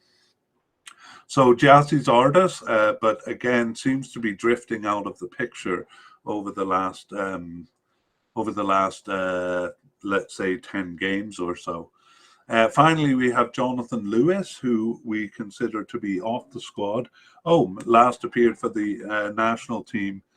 Sorry, I must have wrong information there, because he was a starter in the 2021 Gold Cup and for game one, but then he was relegated to the bench and didn't appear again. And the note I have for him is wrong here. I think he hasn't appeared since the 2021 Gold Cup, Jonathan Lewis. So again, we'll come back and give more information on him if he makes it back onto the team. He was a sub in the 2019 Gold Cup and also on the 2021 Gold Cup, as I said. So he only has 7 caps since his first one in 2019. So it doesn't seem to be a player who's making a bid for the squad. Okay, now I said I'd go back and do the left wingers. And for this position, we have 2 candidates. One likely in Paul Arriola, and one possible but unlikely in Conrad de la Fuente. So let's take a look at Paul Arriola. He's a bit of a veteran on the squad. He started 4 of their 19 games since the 2021 Gold Cup and was subbed in for 4 and on the bench for 5. So he was injured for 3 and not selected for 3. So I said he was a bit of a veteran. He's been with the team since 2016, which on this team pretty much gives him veteran status, and has 48 caps and 10 goals. He's only 27 years old, though, so perhaps not a full veteran. He has been with FC Dallas, just moved there this year, in fact, and was with DC United before that. And he did a couple of spells abroad with Swansea in the English League and with Tijuana in Mexico, actually there for 4 years after graduating from the LA Galaxy Youth Club. His first tournament was in 2017, where he didn't appear in game 1, but gained a starting position, and was also on the squad in 2019 and 2021. In 2021, though, he played just 14 minutes of game 1 and then got injured, and he was out for the group stage, but he returned for the games after that, games 4, 5, and 6.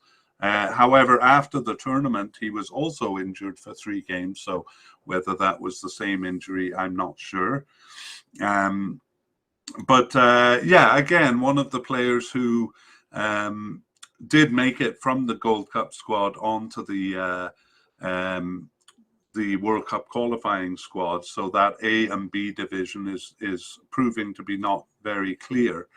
Yes, and we have him as a likely starter. He usually plays as a right forward in that 4-3-3 formation when he's on the field. Conrad de la Fuente is also categorized as a left winger. I'm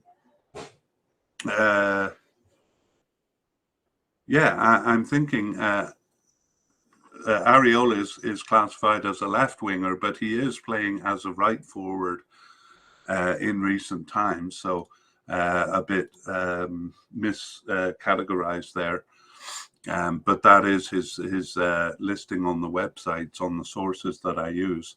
Sorry, Conrad de la Fuente started the first of their 19 games since the 2021 Gold Cup, and then he was subbed in for the second game and on the bench for the third game and one other, but then was not selected for the 12 others after that. So he was out with injury for 3 of those, but basically involved in the early World Cup qualifying games, but didn't last. So those 3 caps, no, he earned 1 cap in 2020 and those 2 caps. So he has 3 caps in total, but is young at 21 years old. He's interesting because he's affiliated with fairly big clubs. He's on the roster for Marseille in France since 2021, but he's been loaned to Olympiacos in Greece since 2022. And before joining Marseille, he was with Barcelona in Spain. So we'll see, actually, the USA has quite a few club affiliations like this amongst their young players, but they don't always make it onto the national team. And that seems to be the case with De La Fuente here. So, yeah, just to clarify the wingers situation, we have, I guess, players slightly out of position because we have Christian Pulisic, who's classified as a left midfielder, playing as the left winger or left forward in the 4-3-3. And we have Areola classified as a left winger, but playing as the right winger or right forward quite a bit of the time. And then other players are coming into the position, especially forwards. So we'll talk about Matthew Hoppe, and DK and Brendan Harrison and Timothy Way and Jordan Morris have all played in that that position, and some of those guys have also come over to the right. So they're fairly undecided. Pulisic on the left and Areola on the right are the ones who have played that position the most, but both have been played by several other players. Okay, well, that brings us on to the actual forwards, and I have attacking midfielders amongst them. So the attacking midfielder who we consider definite is Brendan Aronson. And we also have a possible candidate in Malik Tillman. And possible also Reina Giovanni, but I'm also going to put him in the injured category. And possible but unlikely is Caden Clark. So we'll talk, and we're also going to talk about players who either are or seem to be off the team, Efren Alvarez and George Mihailovic. Okay, so let's go back to Brendan Aronson. He started 9 of their 19 games since the 2021 Gold Cup and was subbed in for 6, injured for 3. So he really was just 1 game where he wasn't called up. And he plays for the, I'll do his national team before his club teams. He's been with the team since 2020, so he's very young, just 22 years old. But in that time, he has 22 caps and 6 goals. So seems to be quickly working his way into the team. He is with Leeds United in England, as I mentioned before. So together there with the American manager. And he was with Red Bull Salzburg in Austria before that. And he moved over from the USA. He was with Philadelphia Union in 2019 and 20. So he doesn't have any tournament experience. Again, kind of an A-team player who wasn't selected for the Gold Cup, but nevertheless has a lot of caps for the national team, especially since that Gold Cup. So we consider him a definite candidate. Malik Tillman got his first appearance as a substitute just recently in June 2022. And he didn't start any of those 4 games, the 2 friendlies and the 2 Nations League games, but he was subbed in for 2 and on the bench for 1 of them. And he may be of interest because he is with Bayern Munich in Germany, but currently on loan to Rangers in Scotland. So yet another American who's doing well in Europe. And he came up through the Bayern Munich Youth Club there.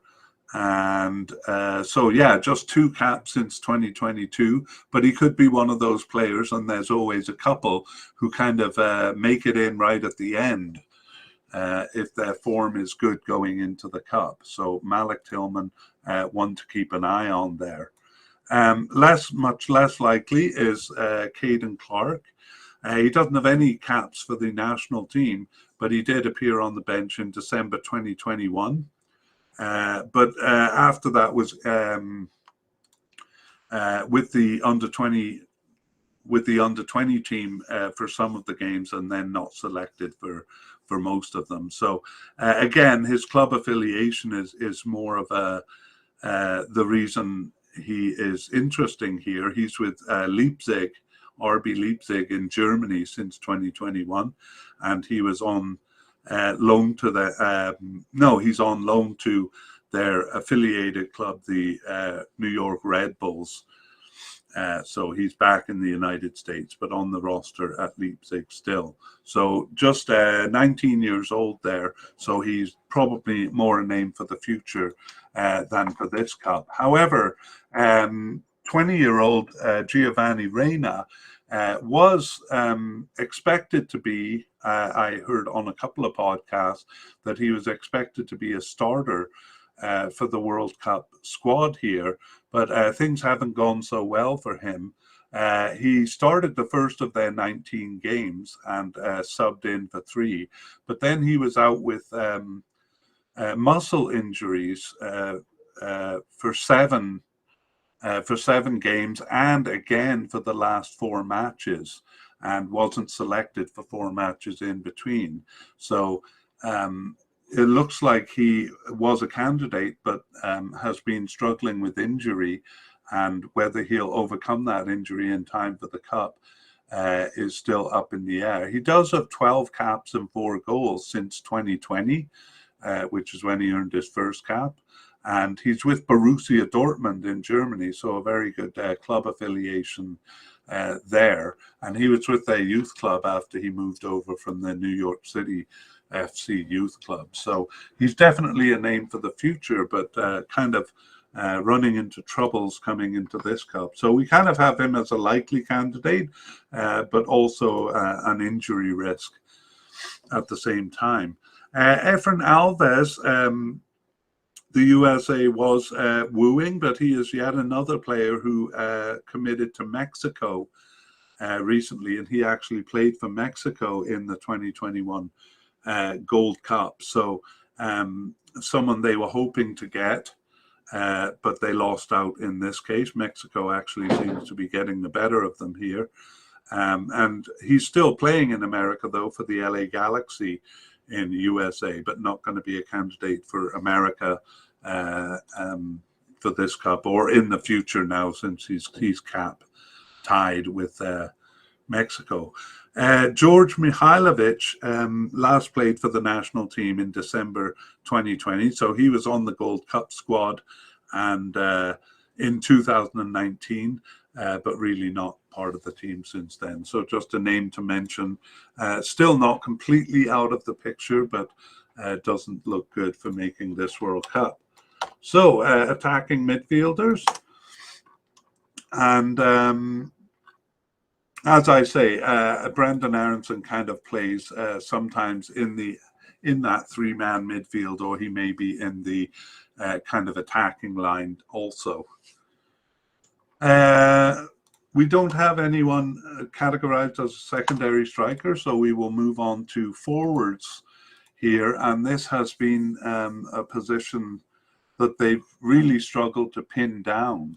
So this is going to include outside forwards who may be listed as wingers, or they may be listed as forwards. We're dealing with the ones who are listed as forwards here.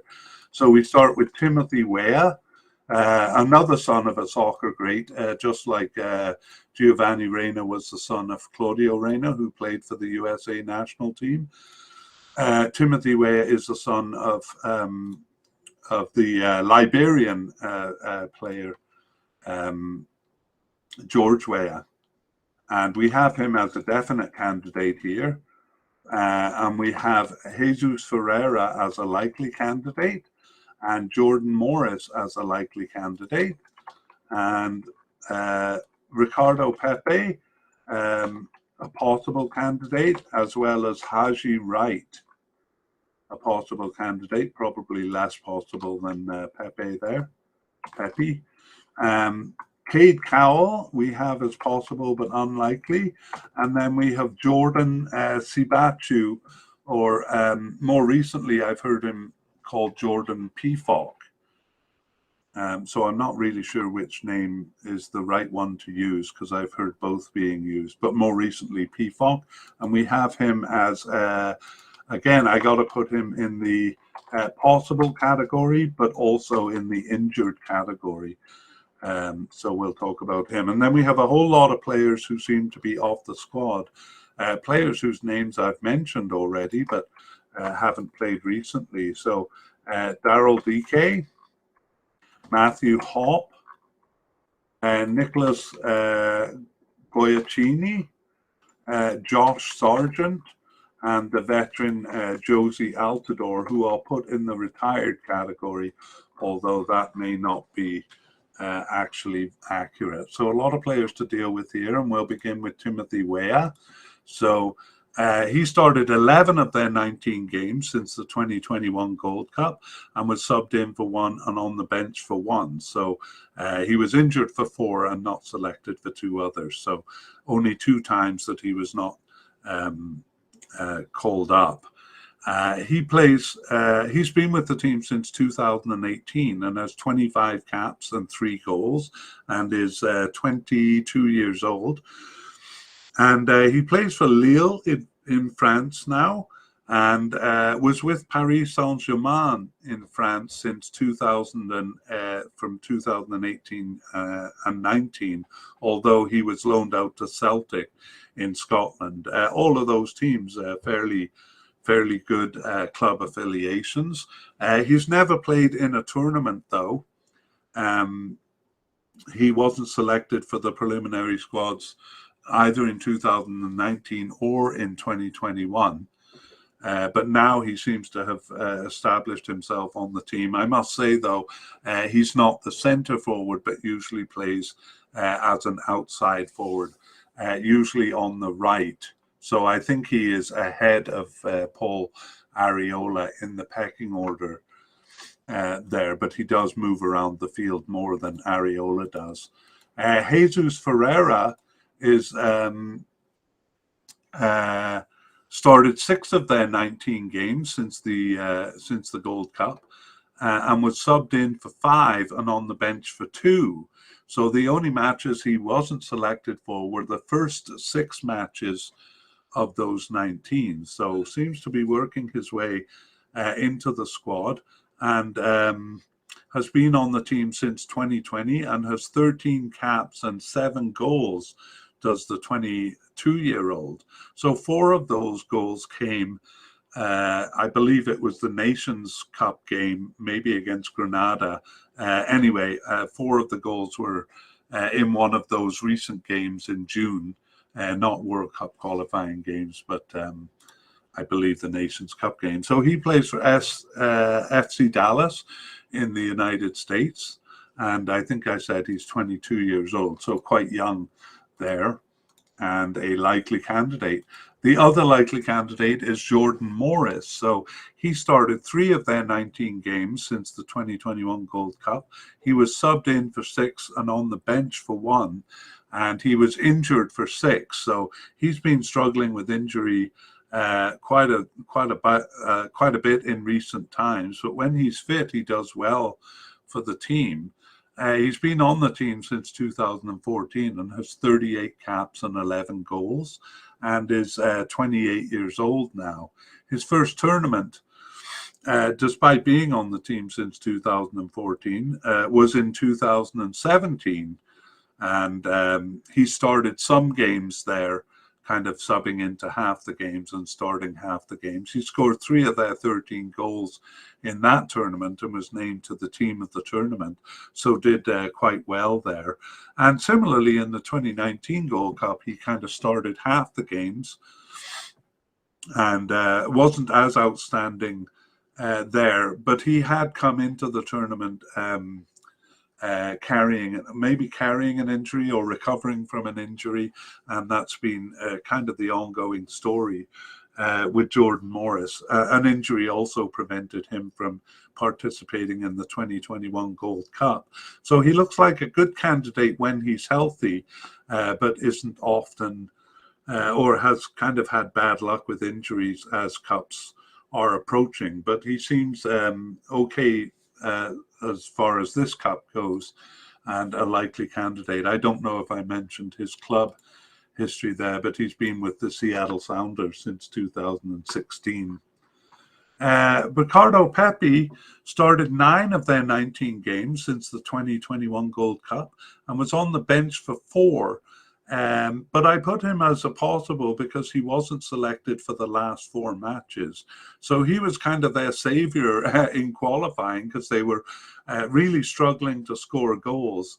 And he came in from FC Dallas, a very young player. Even now he's 19 years old. So I'm guessing he was 18 when he came in, and, kind of provided them the goals they needed.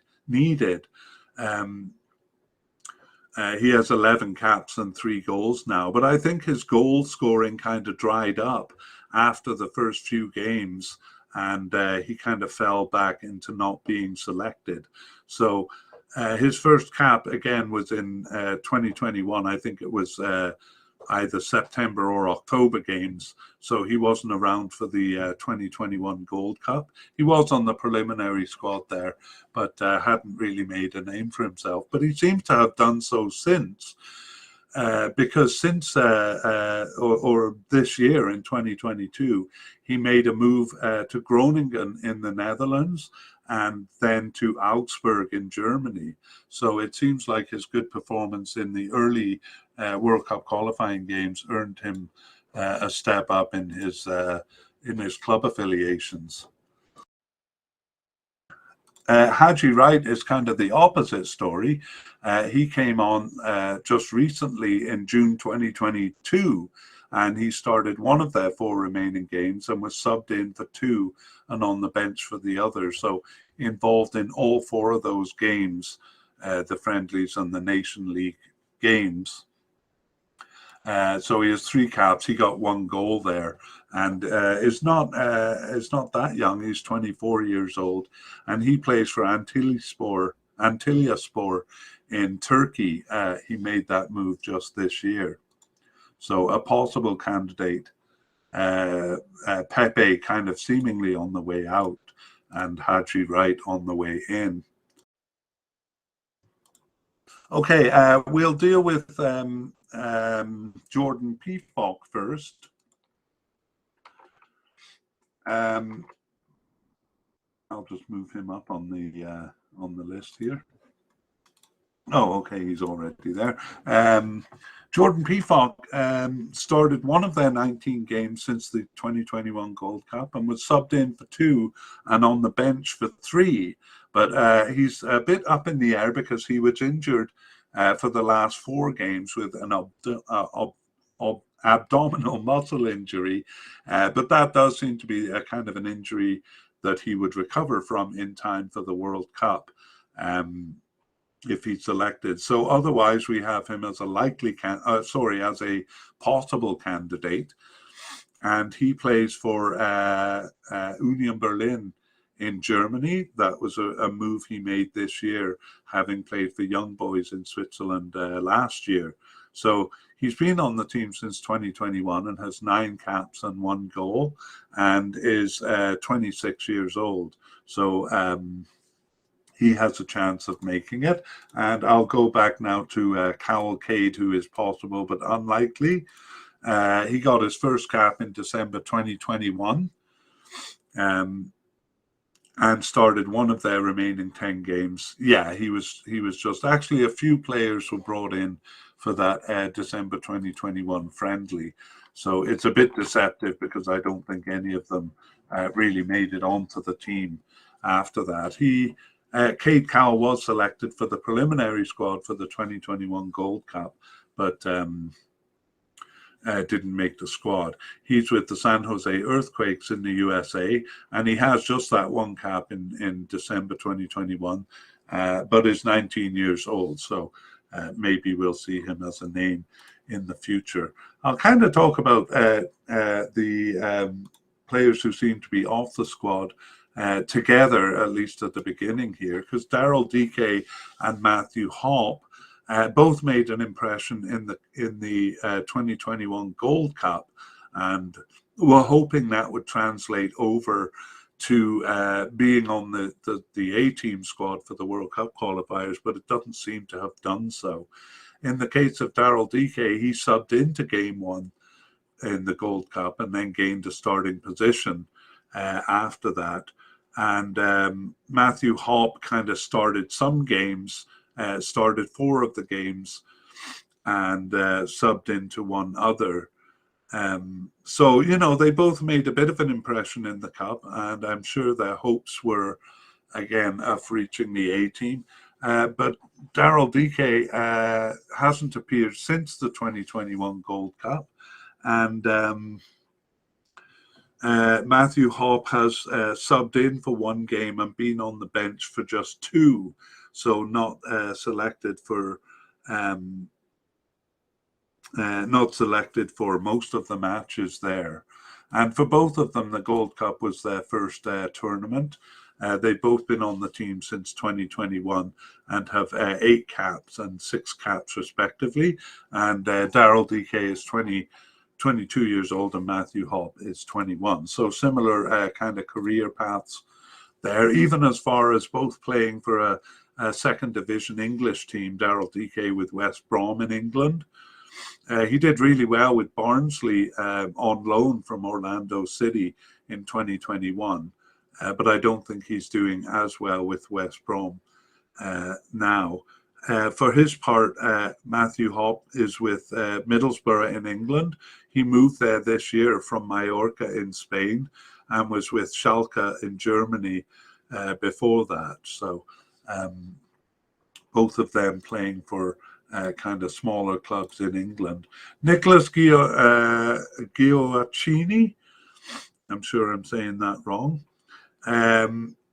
is not dissimilar, actually. He, like Daryl Dike, was part of the squad for the 2021 Gold Cup, although he was just a substitute, and has not been called up to the team since that Gold Cup. So I won't go into much detail on him. He plays for Orlando City in France, but is one of those players who was in Europe and came back because he was with Caen in France before that, but doesn't seem to be on the squad anymore. Josh Sargent was a kind of a hopeful. Didn't play in the Gold Cup because he was on the A squad and actually started the World Cup qualifying games, started 2 of their 19 games in all. But those were, I think, the first 2, or at least 2 of the first 3 games, and he was subbed in for 1 other, but he didn't do well. As I said, they were having trouble scoring goals, and Ricardo Pepi kind of came in and solved the problem for a while. Josh Sargent couldn't seem to find the net. So after those 3 games, he wasn't selected anymore. So he's currently with Norwich in England, and as far as I saw in the previous season anyway, seemed to have similar difficulty scoring for them. And he was with Werder Bremen in Germany before moving to Norwich in 2021. So he's been with the US since 2018 and has 19 caps and 5 goals. He's still young at 22 years old, but He wasn't on the 2019 or 2021 Gold Cup squads. Finally, we have Josie Altidore, and he's been a veteran with the team. He's 33 years old now, so perhaps aging out, but really it almost seems more of a decision to not go with the veteran players. So he has 115 caps and 42 goals, and he hasn't appeared for the national team since the 2019 Gold Cup, I believe. He wasn't part of the 2021 Gold Cup squad, although he had been selected for the preliminary squad. And in the 2019 Gold Cup, he was just a sub, so maybe has been drifting off the team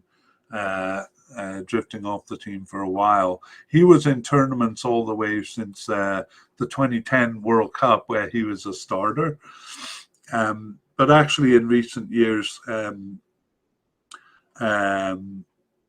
2016, kind of struggling for a starting position on the team, although he was good in the 2017 Gold Cup. So he was with Toronto for a while and is now with the New England Revolution. And I don't know why I'm talking about him so much, because he's basically off the team. But we're going to have a little section on these veteran players coming up soon, actually, because we are finished our discussion of the individual players. But I'll just kind of give a summary of the forwards here. So it was Gyasi Zardes, who's classified as a winger, and Daryl DK playing as forward in the cup. And then Sargent and Pefok were kind of quickly dismissed early in the World Cup qualifying. And as I said, Pepe kind of came in to rescue them with a few goals, but then he dried up too.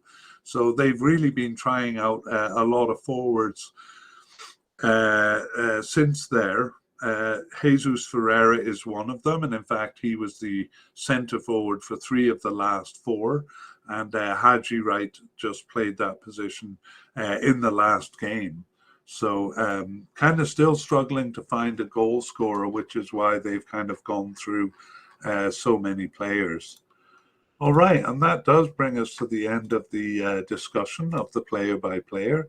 So now we move on to kind of some considerations of the team. And going back to the beginning, we noted in the takeaways from the previous podcast that the USA has an overload of choices, and I'm sure the sheer length of that player by player thing makes that clear. And just discussing a couple of the general issues there. One was the status of Gold Cup players. So it was kind of made clear going in, and you can see through the choices that they were putting forward a B team there. One announcer during the Gold Cup said that he thought only 1 or 2 players would be on the A team playing the World Cup qualifying games. But we speculated during the podcast that it would compound the already difficult selection headaches that Berhalter has. And it seems to have done so, because a lot of those players, or several of those players, did become considerations for the A team. And you wonder if it kind of creates friction among the players being called to play for their national team and perhaps expecting to start or to make the field, and then finding that there are so many other players under consideration that they maybe don't get what's expected. I haven't heard anything that that's the case, but it kind of makes sense that it is. That the competition is so stiff that it may be disenchanting to some of the players. Surely disenchanted must be the veterans of the squad, who it seemed at the beginning, I think in our previous podcast, we saw players like Michael Bradley and Josie Altidore as candidates to make the squad, but they were overlooked. not overlooked was Tim Ream and John Brooks in the central defence or in the defence. However, they didn't last well on the squad. That seems to have been more of a performance issue. But whatever the reason it was, it seems like the veterans are off the team. We're going to see later that as a consequence, it's a very young team because they don't have kind of veteran players raising the average age. Okay, we'll try to go quickly through this because it's been a very long podcast. Settled positions. So we have a few settled positions on the squad, but honestly, not that many. And I've noticed that they've made a lot of halftime substitutions during their games, suggesting that they're trying, the manager is trying to put as many players onto the field and satisfy as many players as he can, or perhaps check out a few players. The outcome of it all is that there are very, very few settled positions on the team. So when we go through the players at the end, we'll kind of keep an eye on that. But there's been a lot of rotation.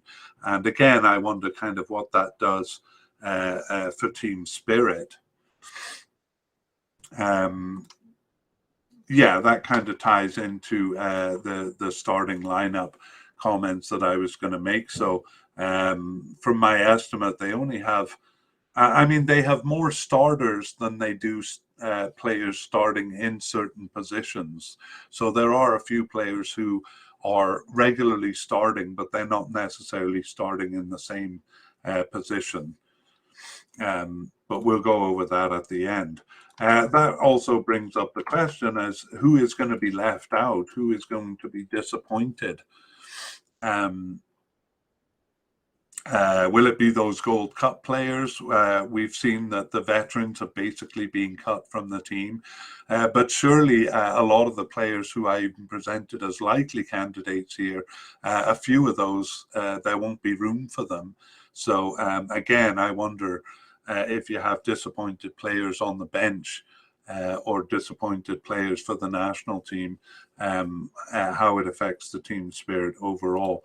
And finally, we've seen that they have a lot of youngsters playing in Europe, and I'm going to spell that out soon. But is there any room for some of these talented youngsters who are actually playing for pretty big clubs, even in Europe? It just seems like there isn't room for any of those. And I'm talking about many players who didn't even come up in our player-by-player review because they really haven't even been called up to the team yet. We'll talk a bit more about that soon. Let's move on to players. So I just want to make the point that Jurgen Klinsmann, when he was manager of the team, let's say around 2010 to 2015, was calling for players to try to get on teams in Europe and saying that they needed more players playing in Europe. And now they seem to have too many players playing in Europe, and for good teams at that. And some of them are basically being overlooked by the national team just because there are too many players kind of on the menu. So we're kind of going to go through some of those players. And here I'm talking about, I've made a list of players who are playing for pretty good European clubs, but are not making the national team. So I'll start with the ones who were actually in the Gold Cup, and it looked like their Gold Cup play would earn them a spot on the A team, but it didn't. So those two would be Matthew Hopp and Daryl Dike. Matthew Hopp playing for Middlesbrough in England and Mallorca and Schalke before that. I know I'm repeating the player-by-player information a little bit here. And Daryl Dike, who plays for West Brom in England and Barnsley before that. But there are more illustrious teams yet. Veteran John Brooks, I said, in the player podcast, had recently earned a move to Benfica in Portugal, which is a bit of a higher status club, I think, than Wolfsburg in Germany and Hertha Berlin in Germany, where he was before that. So whether that move kind of earns him consideration for the national squad again remains to be seen in the upcoming games. We have a defender, right defender, Marlon Fossey, whose name didn't come up in the Player podcast. He's with Standard Liège in Belgium. We have Brian Kao, who's with Wolfsburg in Germany. All of these are fairly young players. Richard Ledesma with PSV Eindhoven in Netherlands. Ulysses Lanez with Wolfsburg in Germany. Owen Atasowi with Club Brugge in Belgium and with Wolverhampton Wanderers in England before that. Kevin Paredes, also with Wolfsburg.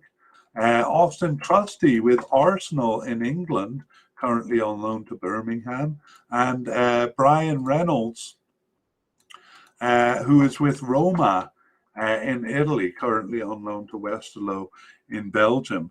And I have a whole bunch of other names who are kind of with lesser clubs, but still, recognizable clubs in Europe. I think I have about 8 more names here, which I won't go through. I'll just give an example of one, is Sam Vines, who was on the 2021 Gold Cup squad. He's with Royal Antwerp in Belgium. So, not a really big club. But again, I think back to Jurgen Klinsmann's comments, these players may have been trying to do what he recommended they do, playing for European clubs, and yet they can't find their way onto the American team. But as I say, most of them are young, so may come up in the future. All right, we'll move on to a bit of a talk about their stats. So I put together this little chart. This is just my own thing, and basically I looked at their players and made a list. And this first one will tell you why this podcast is so long. And I should have mentioned it at the beginning. The total number of players called up since 2020. So I'm doing this in comparison with other teams as I do these podcasts, so it kind of becomes more and more interesting, really. And the total number for the USA is a staggering 69 players.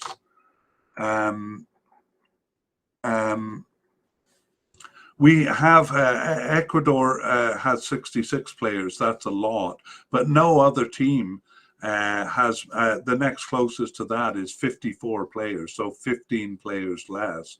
So there are so many players under consideration for the United States right now that it explains the length of this podcast, but also explains the headache that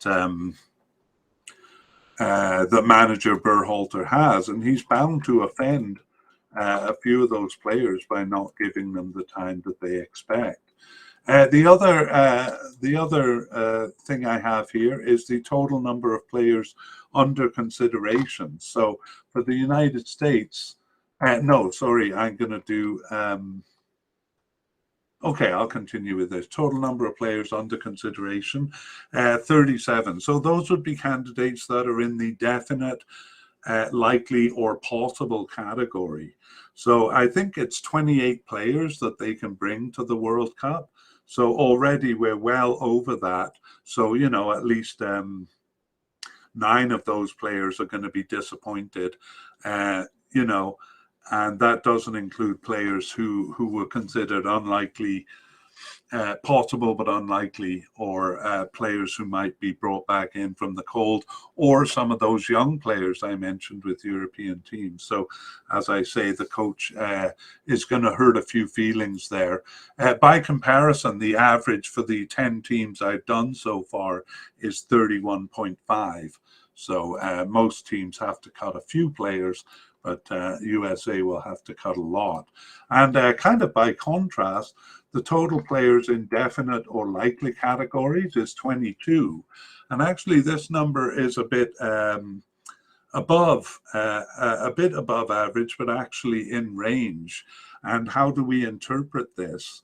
Well, for some teams like Senegal and Canada and Qatar, it kind of indicates a very steady squad, that it's kind of the same players stepping onto the field every time. The substitute players getting some experience. However, for the USA, it seems more to indicate a difficulty in really figuring out who the definite and likely players are. And I again, repeating the same point, that it's going to be difficult to actually whittle down the squad to 28 players, especially without hurting some feelings. So USA is in range as far as that goes, but well above range in the other two categories. We'll look at the average age of the team, and for the USA, it's 24.2. So most teams fall somewhere between 25 and 27. The USA is a year and a half younger than the next closest team. And that is probably explainable by having cut what veterans they have. So we identified a few veterans in the player-by-player part of the podcast, and we'll review those at the end. But those players have been cut. So more specifically there, they have only 2 players that are older than 30 years old. So Giassi Zardes and Sean Johnson, who's just a possible keeper. So most teams have several players who are in their 30s, and a lot of teams keep a few older players on the team because they're kind of moral leaders on the team. And so America is kind of lacking that veteran player on the team. By contrast, they have 5 of their possible, likely, or definite players are 19 years old or younger, and 11 of them are 21 years or younger. That's 11 out of 37 players. So that explains the youth of the team. Now, whether this will be a benefit or a liability for them is a topic for discussion.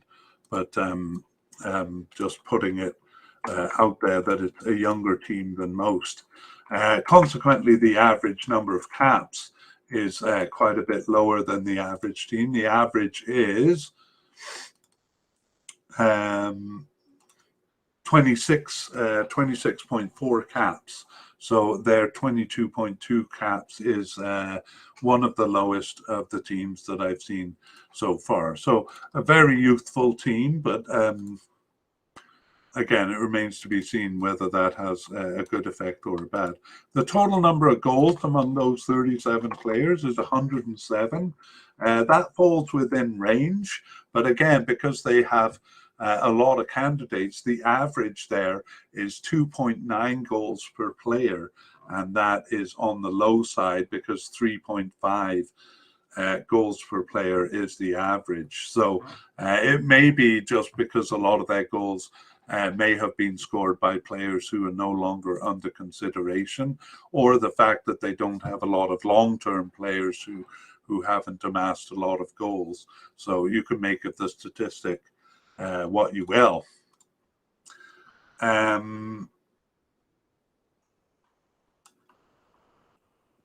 Okay, let's move on to a few of the things to watch. So this is players and issues to watch for. So in defense, I would say one of the big questions the manager has to answer is it Matt Turner or Stefan?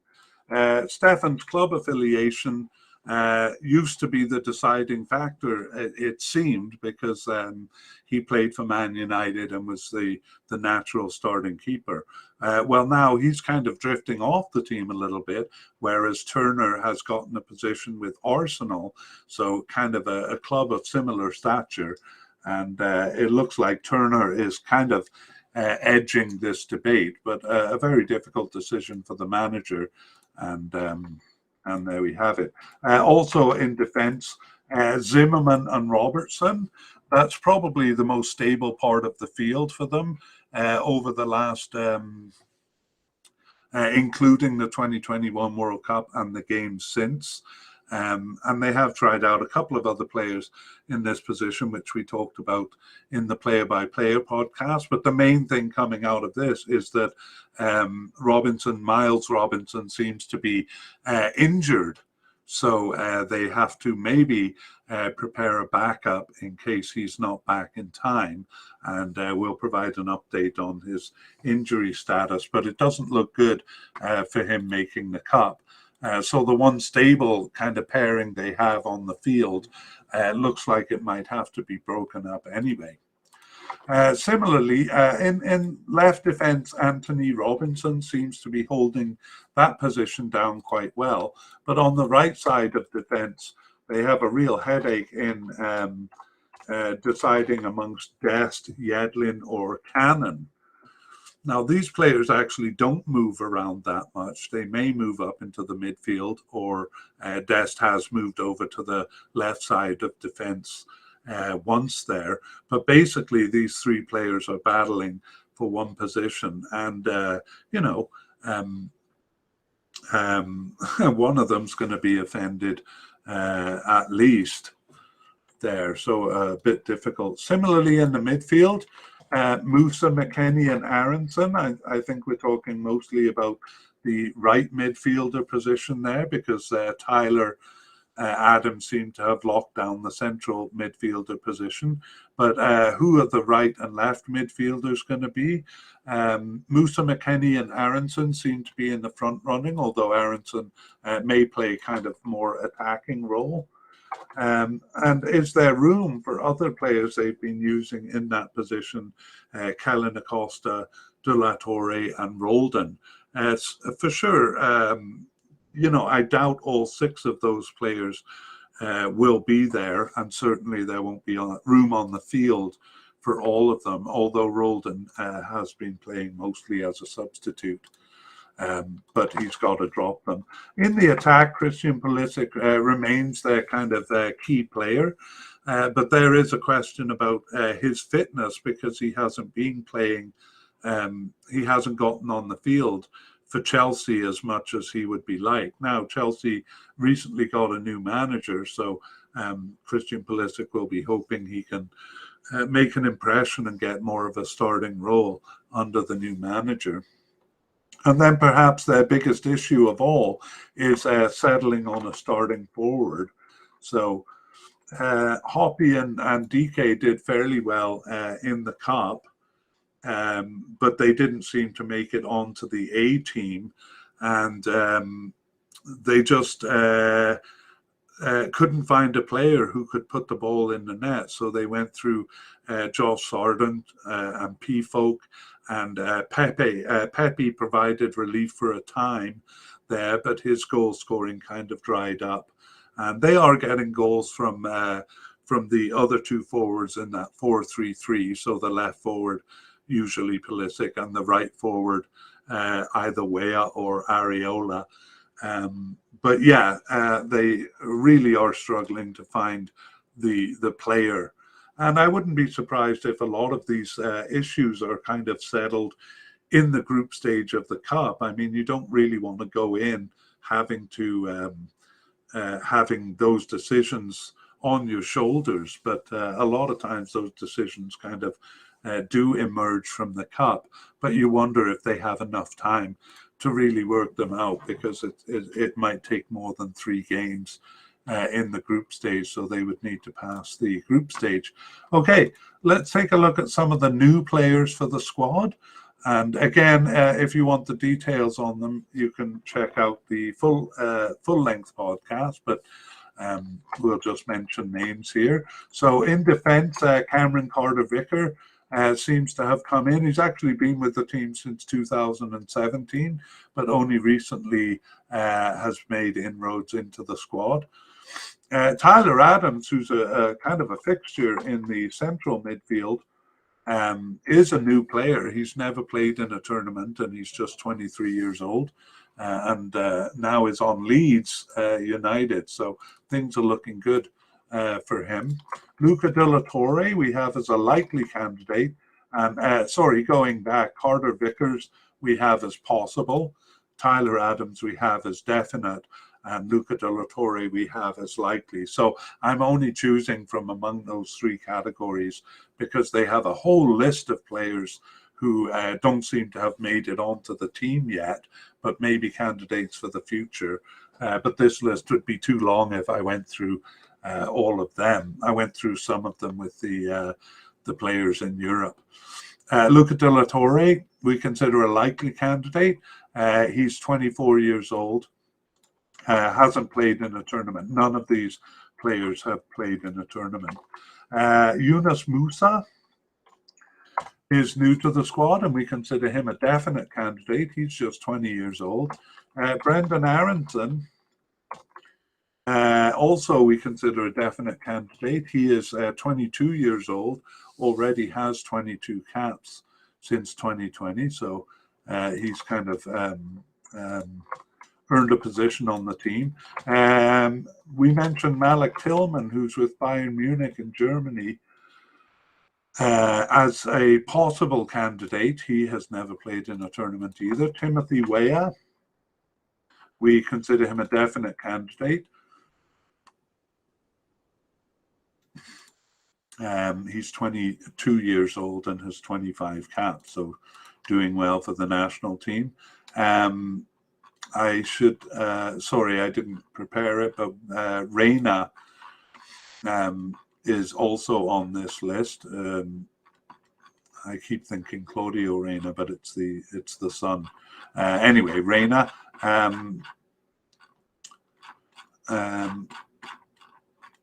Yikes! I have lost my spot.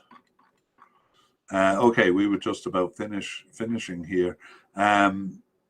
Jesus Ferreira, a likely candidate, and Ricardo Pepe, who during qualifying looked like he would be on the squad, but is now drifting off. So we only have him as a possible candidate. So again, that kind of goes away to explaining the general youth of the team, the average age being a lot younger than other teams.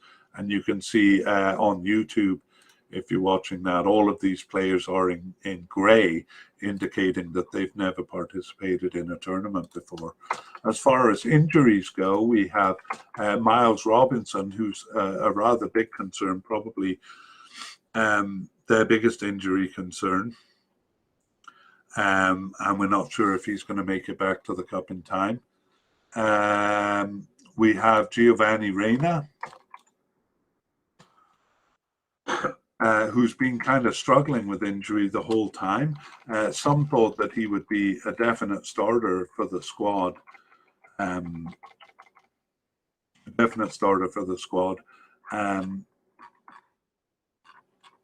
But is struggling with injury. There's also just a possible candidate, but central defender Chris Richards, who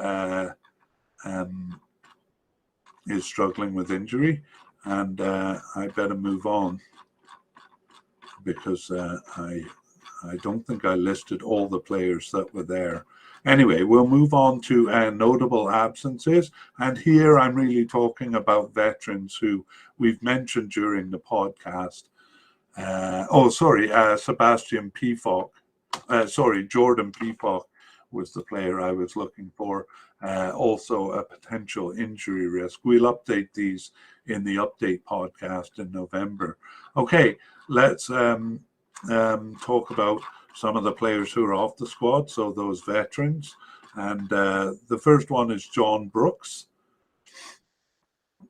John Anthony Brooks. So he plays for Benfica in Portugal, but seems to be doing better at the club level than at the national level. He didn't do well in the first two games of World Cup qualifying and was off the squad. Matt Miazga, probably, aged out. He's 37 years old, but another veteran that is not available. And a third central defender in Omar Gonzalez. or 34 years old. All of these guys are still playing at the club level, but they've been drifting off the team basically since 2019. Tim Ream, the left back, again, he started the World Cup qualifying and didn't prove himself, it seems. And then we have the captain, Michael Bradley, who hasn't been called upon, and forward Josie Altidore. So that's where their veterans have gone. Most of them not being called up, and some of them obviously retired. Okay, so now we are going to go back over the team, over the candidates, and we're going to predict the starters, but it's a bit of a difficult task here.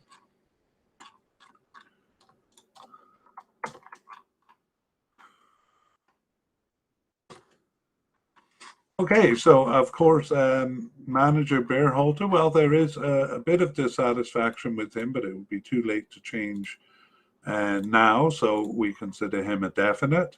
In goal, we can't really decide a starter, so we know that Matt Turner and Zach Steffen, Zach Steffen a bit less so, but will probably be on the squad, but we don't know which of them would start. I would give the nod to Matt Turner now, but things may change by the time the cup actually comes around. In central defenders, it was the one position that was fairly clear with the two central defenders. Zimmerman, Walker Zimmerman and Miles Robinson. However, Miles Robinson is now an injury concern. So if he turns out to not be fit for the cup, it'll probably be Aaron Long. But they have a whole bunch of other possibilities that they could choose from. And I would guess at least two of those would be chosen and two of them will be disappointed. Okay, moving on to left back. Another position that's fairly decided is Anthony Robinson, even though he's never played in a tournament. But he's been holding down the position quite well. And George Bello, a possible backup there. I might move him up to likely since there doesn't seem to be any other candidates. But actually, I won't do that because other candidates may come from the other side of the field where they really have a headache in deciding whether Serginho Dest, DeAndre Yedlin, or Reggie Cannon, who seems to be making his way back into the picture, are going to be the starters. So I would imagine it would be Dest or Yedlin. But I do think Reggie Cannon is likely to make the team. So perhaps he or one of the others could be the backup as the left defender. But I can't say with any confidence which of them is going to be the starter. And again, a few candidates there that have an outside chance. Tyler Adam in the center of the midfield is another position that seems to be nailed down by a player who's never played in a tournament, but he's been fairly consistent there in World Cup qualifying. And again, James Sands might be selected, but it could well be a selection of the central midfielders who not only would play backup to Tyler Adams, but would act as the left or right midfielders. But we have Kellen Acosta and Christian Roldan. I don't see either of those as a starter, even though they are likely to make the squad.